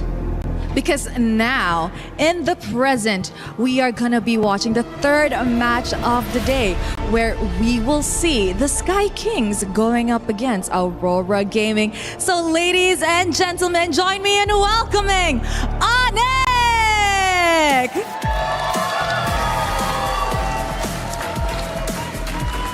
The Sky Kings are here to claim their knockout stage ticket with a meta that they are oh so comfortable with. Is that enough to push them through today? All right, the Sky Kings, not bad, not bad. They're great in their own way. They got fans here even all the way in Paris. There's always somebody looking to cheer for Onyx, but I'll raise you one. On the other side, a team looking to prove themselves. Please welcome the King Slayers, Aurora Gaming! Word on the street is that these guys are an absolute menace in scrims from how we saw them send the Liquid Cavalry packing. Our current MSC champions, Aurora, are not slowing down anytime soon. A win here isn't merely a spot in knockouts, it's proof that they are a contender to be feared at MSC 26. This match will be a menace. This match will be chaos, and oh boy, will it be fun. That's all we're looking for here, so please, Aurora, please, Onyx.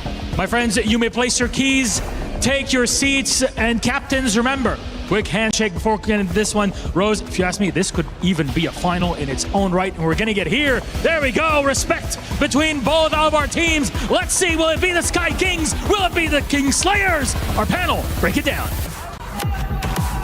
So exciting to be in a moment like this at MSC, where the fans are ready, the audience around the world is ready, the players certainly ready, and I know my panel is ready. Renmar, Gideon, it's time to break down this draft, start talking about what these thoughts could be, what else could catch us by surprise. Could be a performance, could be a lineup, so many different ways. I think first starting off with Aurora, you have to look at the gold lady in Siggy Boom. Great on the Freya, great on the Paquito. That's one thing that Onyx needs to look at. Next, of course, you're going to be trading around the centerpieces in the center of the map with the Roman trio. But then you also have to consider, wait, what are they fielding for Rosa?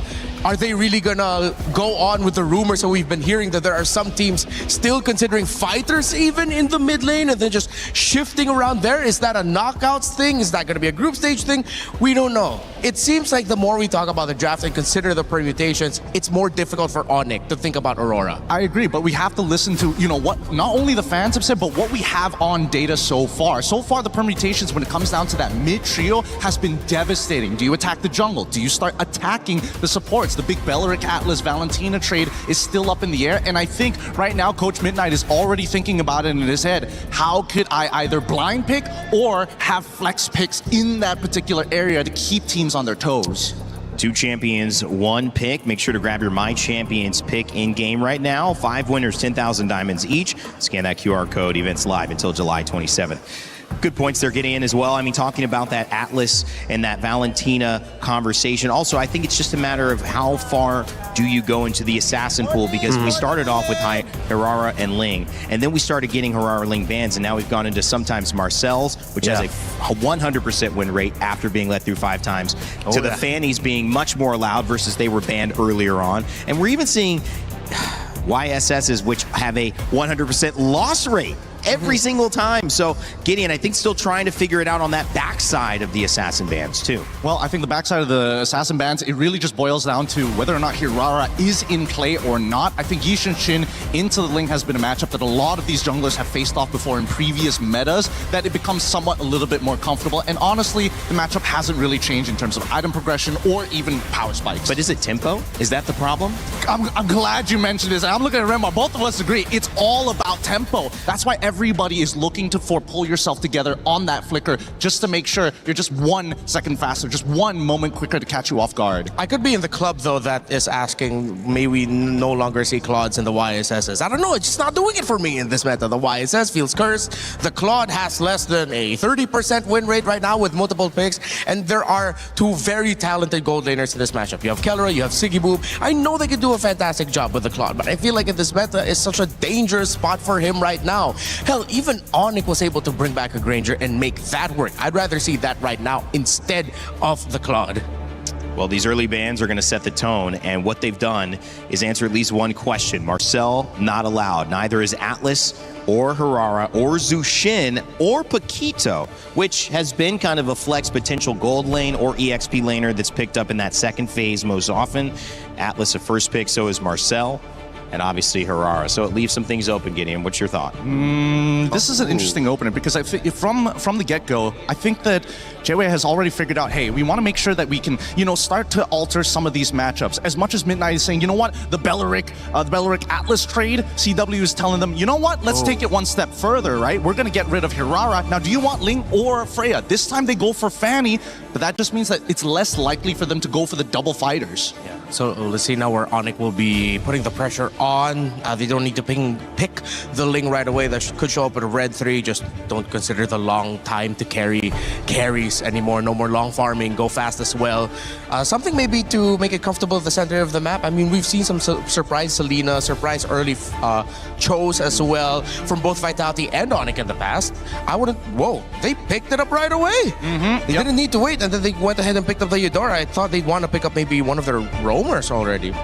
You don't want to play with your food, because I think what may end up happening is they're worried about 2 bans or 2 picks from Aurora that would force them to have to change something in the EXP lane or roam before it gets banned out.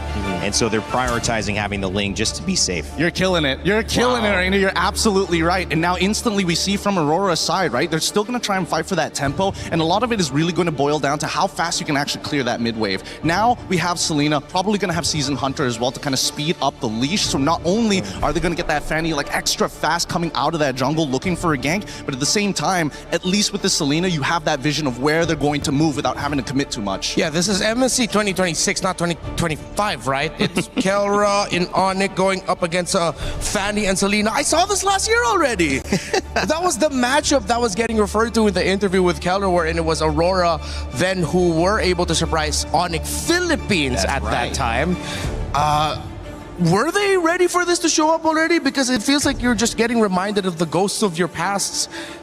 There we go. I like that. Coming out early, Badang. So what I expected that might come out earlier, well, I thought it would be the Cho. This Badang with all the dive. Of course, we saw how great the Badang was up against the Fanny when it was picked up by Vitality against Falcons PH. Great pickup. Yeah, and I mean, it's so much has already been shown just from the intentions in the banning phase, right? Again, we've seen a lot of red sides not actually go for the Paquito ban, and not to mention that Midnight is taking the authority of saying, you know what, I will be the one who bans on Marcel. I will give you that free ban on the off chance just to make you go for this Eudora. Because he went for the Fanny straight away without hesitation. Yeah, so now you have to look at the gold laners. Cho gets banned out by Onyx. You still want to consider the Moskov, the Brody, both still in play here. Both great against the Fanny, but then this Uranus, I think, is putting a big question mark for Onyx in terms of their overall damage profile, especially early on if they want to fight for the major objectives, because you have the Uranus there. Aurora, rightfully so, take out the Brody. I wouldn't be surprised if that becomes a Moskov ban later on, so you're really dwindling down the picks that Kelra could pick up. That would be great against a lineup of Aurora. Yeah, it makes a lot of sense here, and I think even for Onyx, they understand that even if they do end up having to play against the Belleric, they can either ban it out now or look for something that utilizes Concussive Blast to kind of help them clear that wave. Because so far, based on what we've seen, Selena's kind of by herself right now, and the only other thing they have to worry about is single target lockdown. Yeah, we saw one great combo from Vitality, the Badang, and the Melissa that is also still in play here for Onyx if ever they want to pick it up, because you know you're up against a Selena that would want to get close. Once that arrow gets hit on the Melissa, if ever the rest of the team is going to collapse and they have the Badang with it, we saw that a team that's just rolling through with the Fanny up against a Melissa might not be enough. They will leave that open. They take out the Esmeralda instead. I feel like they're trying to set up for potentially Harith here, right? They know that the EXP lane is kind of out in the open, and more importantly, they've got the Uranus as well. They just want to make sure that it doesn't overlap. I do want to see this Melissa, though. I am interested whether they want to go for red for Melissa or they're going to wait up till the very end once they got the final confirmation. Could be until the very end. They could also be thinking of damage profiles and considering, are we crazy enough to pack a Granger up against a Fanny? We do need someone with a Sky Piercer, if ever, to start giving difficulties for that Uranus. But can you even start snowballing kills around that, considering that there is a Fanny? That might be one of the conversations that Onyx is having right now.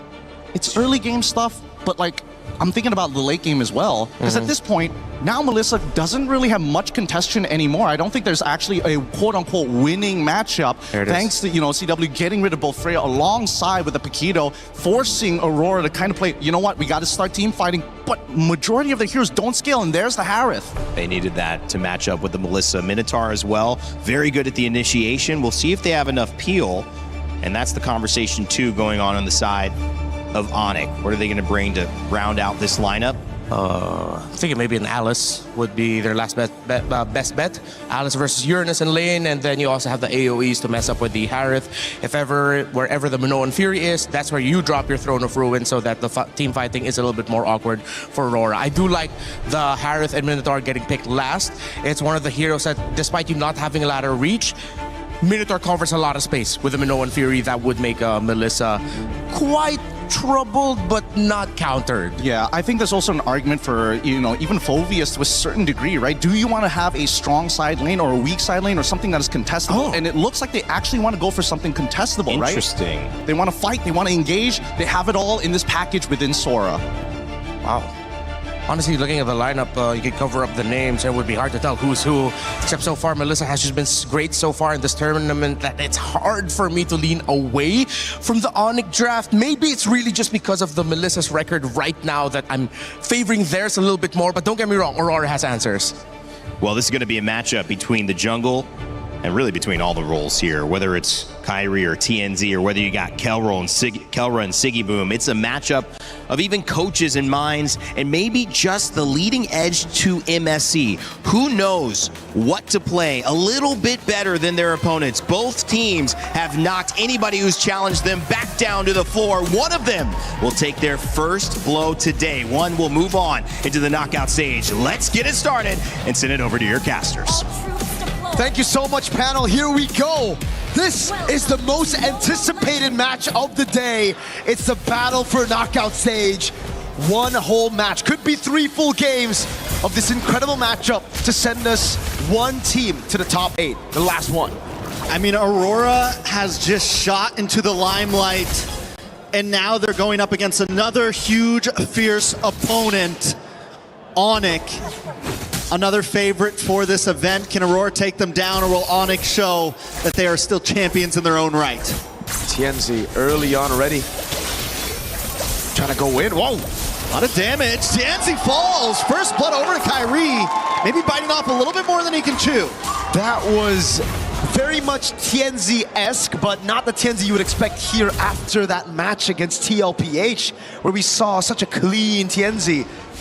Getting a bit too feisty early on could work, could also bite you back in the butt. Emblems though, we gotta take a look at the checkups here. Bargain Hunter already to pull yourself together for both Minotaur and Melissa. It's also the Wilderness Blessing here for Rosa instead of what we've seen from Moreno, the Bargain Hunter, or even the Season Hunter for a lot of different Selenas. Keyboy doing really well with these walls though. Even that earlier catching TNZ, the wall just came out of nowhere, able to stop him. And Kyrie immediately capitalized on it. We just saw it once again to slow down Pagu, to, if you're going to come into our jungle, be ready to possibly be taken out. And that is what Onyx has already shown Aurora.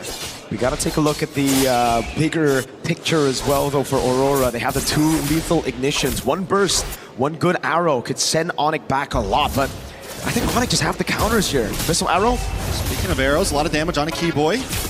Brings it down to about 20%, but Kyrie maybe looking for the re-engage here. TNC's there as well. Whoa. Wants to dive in, not going to fully commit. Aurora's learned their lesson. They're going to kind of take things slow. No purple buff just yet for Kai. It's going to be delayed quite a bit here. TNZ should be able to get it before Kyrie, and you can already see Rosa here trying to maybe force out a retribution, but knows that it's a bit too risky to go all in. Arrow lands. Oh! Rosa takes the purple. Very well done, but Lunar taking a lot of damage. Loopy able to get the kill. TNZ wants to engage as well, but look at the damage. Keyboy tries to stop him. TNZ can't be stopped. Gets the kill on a Loopy, but now Pagu in a little bit of danger under the tower. Kyrie doesn't want to let him get away. Tempest Blades does come down. Kyrie in a bad position though under the tower. Has to back out, but Keyboy wants to chase it as well. The response, Keyboy bites the bullet for diving 2T. No purple buff on the Ling, and you can see instantly a massive mistake, I'd say. In those blades, he couldn't catch all 3, or even couldn't catch 2. Caught 1, and that was about it. We take a look at the skirmish again early on. It was TNZ going in a bit too aggressive now in the bottom lane. Live view. All right, TNZ doesn't go for the kill. But then it starts off with the purple buff being stolen away here. Keyboy as well wanted to go for the pick, but this is why the Minotaur is so good at making him miscalculate. You can see a bit of frustration there for Keyboy. The heals from the Minotaur, it gets bigger as you get lower. All right, so each team has now made their small mistakes and recovered from it. Gold at a standstill, and it's still first turtle. We're almost 4 minutes in, and the first turtle has not been taken. Blade does get locked in for TNZ, going to be able to see a little bit more damage for this turtle. The thing is, Strex, and I think for a lot of the viewers, man, we are so used to seeing tank jungles that they usually just don't retreat for their buffs. For Assassins, I think their buffs, purple mainly, is more important than these turtles. So as Kai, I think you gotta be a little bit more concerned about your purple buff. You need to take it away. If it's getting threatened, retreat. It's all good. Aurora, though, with those 2 kills up top, will be able to pick up the neutral objective for free. And now it's back to a level playing field. Oh, what an arrow there. Crazy angle. Sigiboom and Kelra have been going head-to-head. The range on Kelra is almost matched, honestly. Sigiboom's, even with being outranged by the metals, he's still able to kind of keep up in this lane. Lunar. Down on the top side. Lunar may not be able to get away from this. Tempest Blaze does come down. They're able to collapse onto him. Loopy gets the kill. TNZ's got to get out of town. Over to safety. Another kill into the Book of Onyx. Onyx is playing it so slow, trying to read out Lunar's movements, and so far they've done a good job at doing that. Abyssal Arrow lands again for Rosa. Just a bit of poke onto Keyboy, but it's all about that right now, Onyx. They know there's only one lane right now that they can really punish, right? In the mid lane, it's just the Minotaur and the Selena way too good at escaping. The TNZ got that one? I believe TNZ did with the Retribution. Kyrie's Retri was still off, and now he goes for yet another invade. TNZ. Sans though. Nice knock up, a lot of damage. Sans goes down. Aurora able to find pick after pick in there, constantly just testing the waters, pushing in, looking for any target. Arrow comes low. Kelra in a little bit of trouble at a tower. The go away does come out. Rosa doesn't have another arrow to fire off, and Pagu can't connect. No wonder we've heard shouts for Aurora being #1 with another team, and scrims, dude. They're so good at taking these awkward fights. Onyx built a composition that wants to go in, that wants to just dive straight. And it's really good at countering the assassin jungle as well with the Eudora and the Melissa. But if Aurora find a way to split Onyx up and take these individual 1v1s everywhere across the map, it just gets so awkward for Onyx composition to react to it. And it's all about the positioning for Aurora right now. Even Pagu coming in, keeping vision. We talked about splitting them up, and then we have Rosa in the river shooting out these arrows. One does connect onto Loopy. TNZ decides not to get involved. Pagu making his way up as well. Another arrow comes down, lands on a Keyboy. Keyboy in a lot of trouble, will fall. Rosa now gonna reposition. They claim the turtle pit, and Kyrie has no way in. TNZ wants to find a target. Kyrie's forced to Finch poise, and now Onyx is backed off to the jungle. Rosa on the Selena, an absolute beast. We saw them knock Onyx Philippines down to the lower brackets of the group stage just last year in MSC 2025, and it was also with Rosa on the Selena. Look being mid. A lot of damage. Loopy trying to defend. Big Minoan's Fury on multiple members. Whoa. Into the back line. Tempest Blade Suns come down. Kyrie able to find TNZ. Loopy very low, but still survives. But Rosa gets the kill on Sans. Rosa looking for more. Looking for another air to shoot out. Decides not to do it as Pagu and Rosa back off. It's TNZ for Sans. Onyx wins out on that one. Crazy skirmish. Kai's recall gets cancelled. Now Lunar wants to go for the cut. Ooh, Kyrie under the tower. Not a safe spot. Does have full energy. Should be able to get away from this to safety. But the tower will fall on that top side. Again, it's Aurora just making these moves proactively around the map. Yeah, they went in under that tier 1. It was a bit of a mistake, but it was a risk that they were willing to take to push their lead even further. They didn't lose too much. You gotta remember right now that even if TNZ dies, Lunar, or even Siggy Boom, they're not gonna give out any bounties. It's all about Rosa. He needs to stay alive, but the others can dive. They can pull out these gambles. And Onyx are still behind. A whopping 3,000 gold behind. Kelra's not given space to actually farm out, and it's because of these arrows again from Rosa. Not only that, but even when Onyx able to get a kill, they find TNZ earlier. Aurora's movement on the map has been so crucial. They find both offlane towers. They're consistently hunting for this mid lane tower. They aren't only evening out or winning the skirmishes, they're winning on map play. Just truly have become a whole new into this MSC. It's all about defending the mid lane right now for Onyx. Damage control, trying to get space for Kelra to farm out. Haas Claws built up by Kai. The Flask of the Oasis as well. The Orange Buff secured by Kai, his own, but he's still falling behind a whole level down of TNZ. Onyx gotta look for a big set, but even then it's gonna be very, very tough for them because Aurora have ways to deal with it. You get a stun on Sigiboom, Rosa, TNZ. Then you're gonna get AoE'd by Pagu. There's the healing as well that just keeps them alive. Kind of want to see the items on where Kyrie is in terms of gold compared to TNZ. Just 700 gold behind. Not too far behind. Definitely still capable. Loopy as well, holding his own, actually ahead of Lunar right now. That could be the big play. Keyboy sets something up, and those two can output the damage. Not to mention, Kelra has been free farming, hasn't taken any deaths. It's definitely not GG's for Onyx just yet. Nope. They can definitely scale with the Ling and the Melissa. They will have enough damage later on to actually pull out a comeback. But Aurora, they're pretty good. They've got pretty good scaling as well with the Harith. Even the Selena when it comes to map control. If they continue to pushing these turrets, take away these tier 1s, Onyx will be choked down even more. They're going to be forced to suffocate inside of their own base. And that's what Aurora are trying to do right now with a massive lead on Rosa and Sigibuma conceal into the mid lane. And an arrow that lands. Does land. Loopy kind of walked into that one though, but Tianzi to the backside. Looking for an angle, gonna walk into Keyboy. The wall does not come out. He's able to safely move. Loopy forced to dash away. Onyx positioned back into their jungle as Aurora takes over the Lord Pit. Watch for Loopy and Sands, looking for an angle in as well. Kyrie forced up to the top side to try to defend the tower. This could be the play for Aurora to burst down this Lord. Tianzi will get caught by the fist crack. A lot of damage. Everyone piles on top of him. Ooh. But he's still able to get away. Onyx now in a little bit of trouble. Sans to the backside, taken out by Sigiboom. Zmon's forces dropped, and now Loopy will be shredded down as well. Rosa finding that kill for himself as Kelra tries to pop off. Doesn't have to go away. Caught in the midst. Kyrie able to find Sigiboom. Tianzi finds Kelra. It is hell in the land of Dawn as Keyboy tries to get away. But Aurora comes out on top once again. Tienzi goes back to base, and the Lord is still up. They're just too good in this meta. Oh my god. The healing coming in from Pagu with the Minotaur and TNZ with the cleanest cables to get away from Kai, who's hunting him down with the Finch Poise, even with a purple buff. And you can see that delay from TNZ got Kyrie into such an awkward spot because he already used so much of his energy to use the Finch Poise to try to chase TNZ down. Then Aurora through that skirmish, really just utilizing the sustain out. Oh, these guys. Live game, thought we were still the replay person.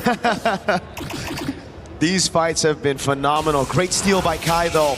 We're seeing the glimpses of that M3 Ling Kyrie that really shocked the world with his crazy pattern. Again, reacting to the moves around. Shout out to Seer there, shout outs to him. Biggest Aurora fan in the building. I like to see it. Both junglers right now, TNZ, able to get out of that fight earlier, getting hit by the fist crack. No purple buff, this is true. Maybe we get the anime battle right here. Kyrie, TNZ does not have vision on him.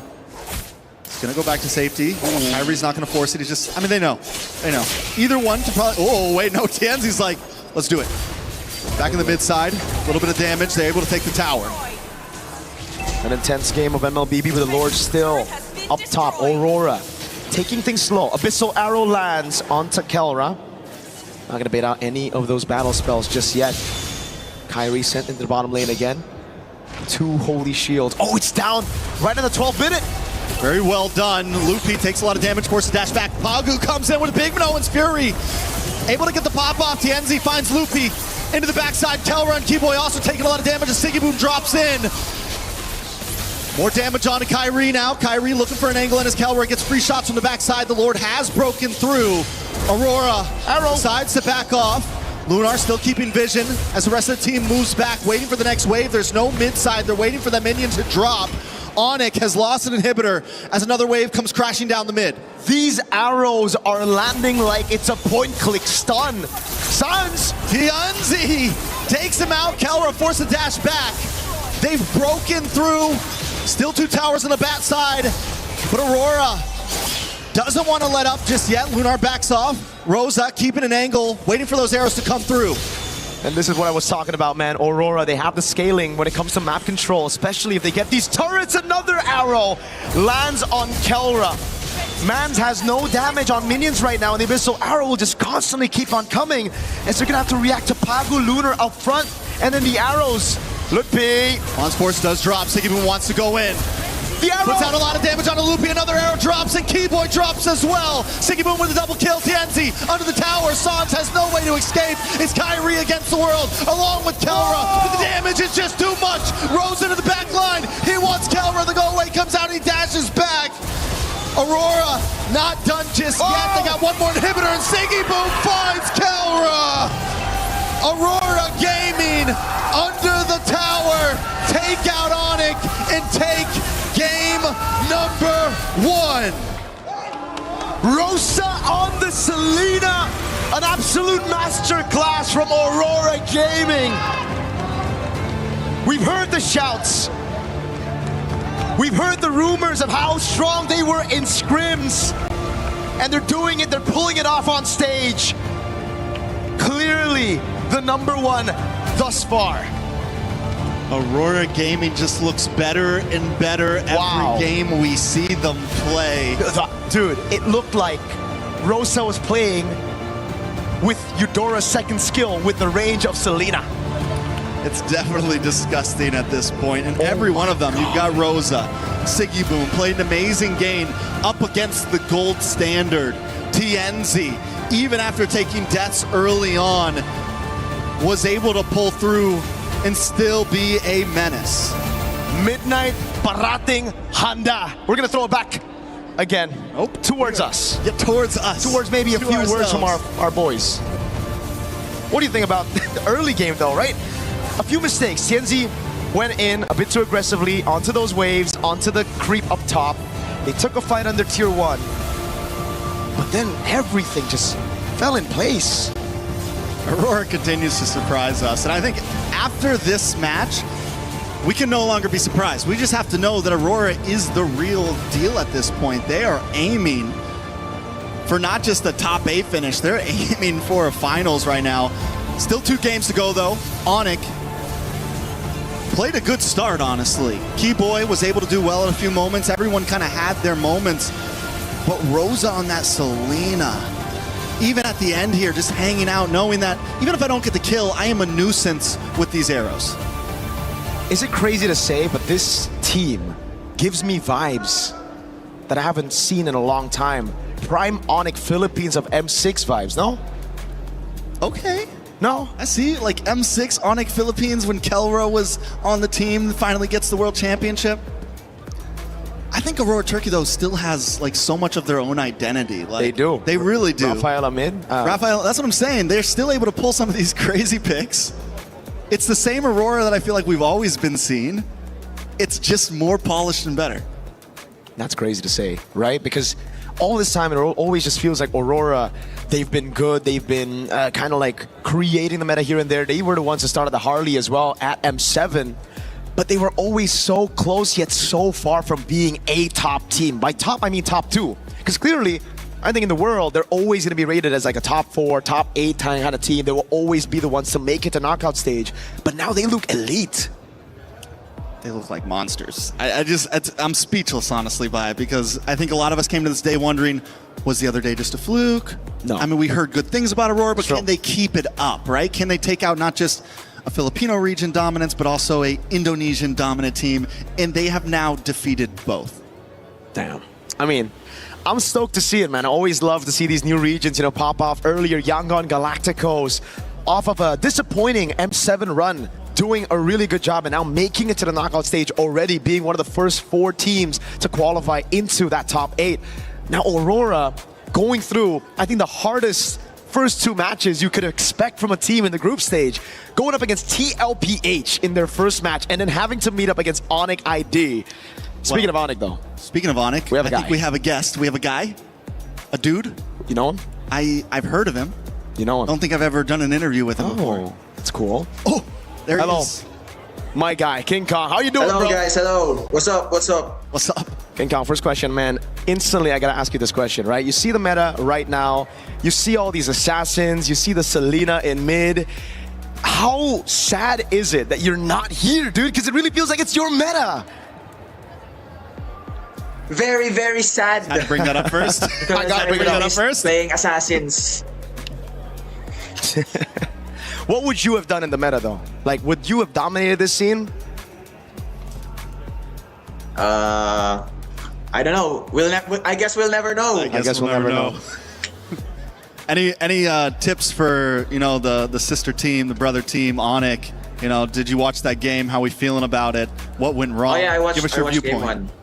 Advice: maybe just be aware of Aurora's early game dominance, especially the first minute of the game. Earlier, I think they were aware, but it's just that Rosa's Selena, mind blowing. It is mind blowing. You know, you played with a very, very good Selena as well, one of the best in the world. You know, any advice to deal with a Selena for Onic, or maybe just for Onic? Advice for Selena, maybe. Let me think. 1 second. I think just ban it. Just ban it? Just straight up? Just ban it. Just ban it. Makes a lot of sense. No advices, just ban it. Just ban it. Okay, that's the advice for CW and Yeb. Let's see if they actually take that into game number 2. But now I want to ask your thoughts on Aurora Gaming, because they have looked phenomenal right now, right? They beat TLPH. Very phenomenal. Yeah. Very phenomenal. And now they're on course to actually getting a 2-0 win against Onic ID. So, thoughts on Aurora? Thoughts on Aurora? Actually, our preparation for the next season, every time we have a scrim versus Aurora, our scrims convinced me that as of now, TNZ, best jungler, TNZ. Whoa. Mechanically. Best jungler. Best jungler. All right. Better man. than Yeah. What about you? Yeah. Would you? Better than me. Wow. Better than me. Yeah. If I will base on our scrims, because we don't do scrims with Team Liquid, Team Falcon. So for me, yeah, TNZ. All right then, man. Thank you so much, King Kong. It's always a pleasure to have you on the mic, man. Always great, always charismatic. Thank you so much. Thank you nice so hair, much. by the way. Good Oreo hair. You call it out. Thank you so much, Sir Mirko. Thank you so much, King Kong. And with that, Trex, I believe we're gonna throw it over to a segment. Yeah, Brigida's got some confessions. What confessions? Let's see. Play is in our DNA. Whenever we let it out, it becomes our superpower. Now imagine an entire city being built to supercharge it. Kadir City, powered by play.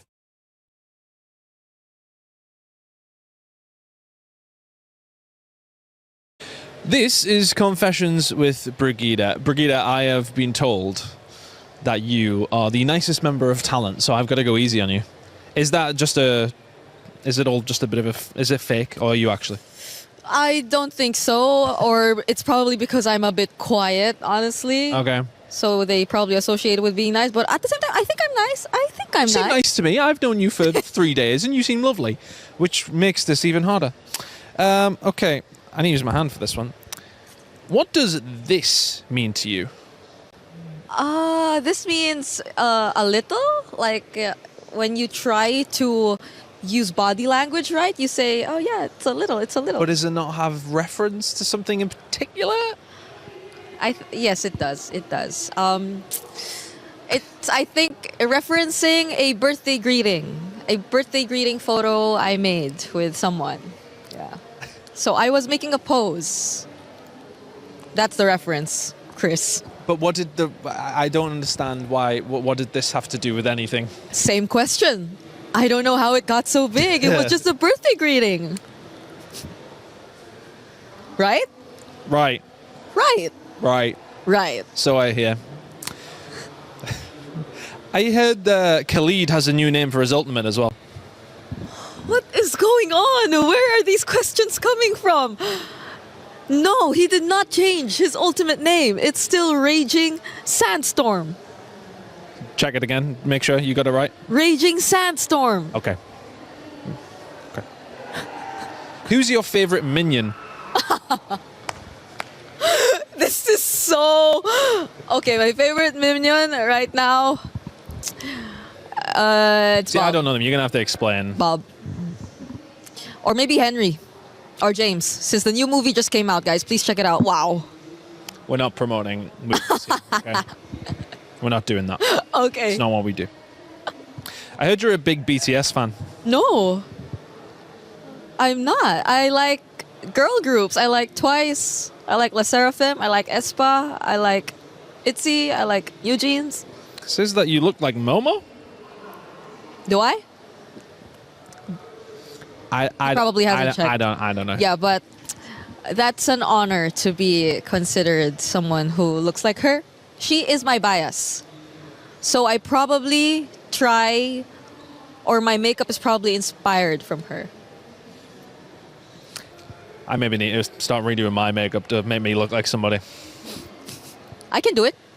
What kind of thing do you think what would work? Maybe eyeliner? The eyeliner, yeah. Eyeliner? That's for the next one. We'll try. We'll do that for the next one. Do you normally open the MLBB chat on stream? No. I don't. Whoever made these questions, I am going for you, I swear. You will have your chance at revenge. Don't you worry. Okay. You will have your chance. Thank you. Brigida, thank you so much. Are you still going to be the nicest member of talent after that, or? I still am. Good. We always stay good. We always stay nice. Nothing can change that. Good. Keep it that way. A lot of people are haunted by their past. I'm inspired by it. They're not just playing for themselves, they're really playing for their entire family. They have defeated their demons. They have crushed the curse.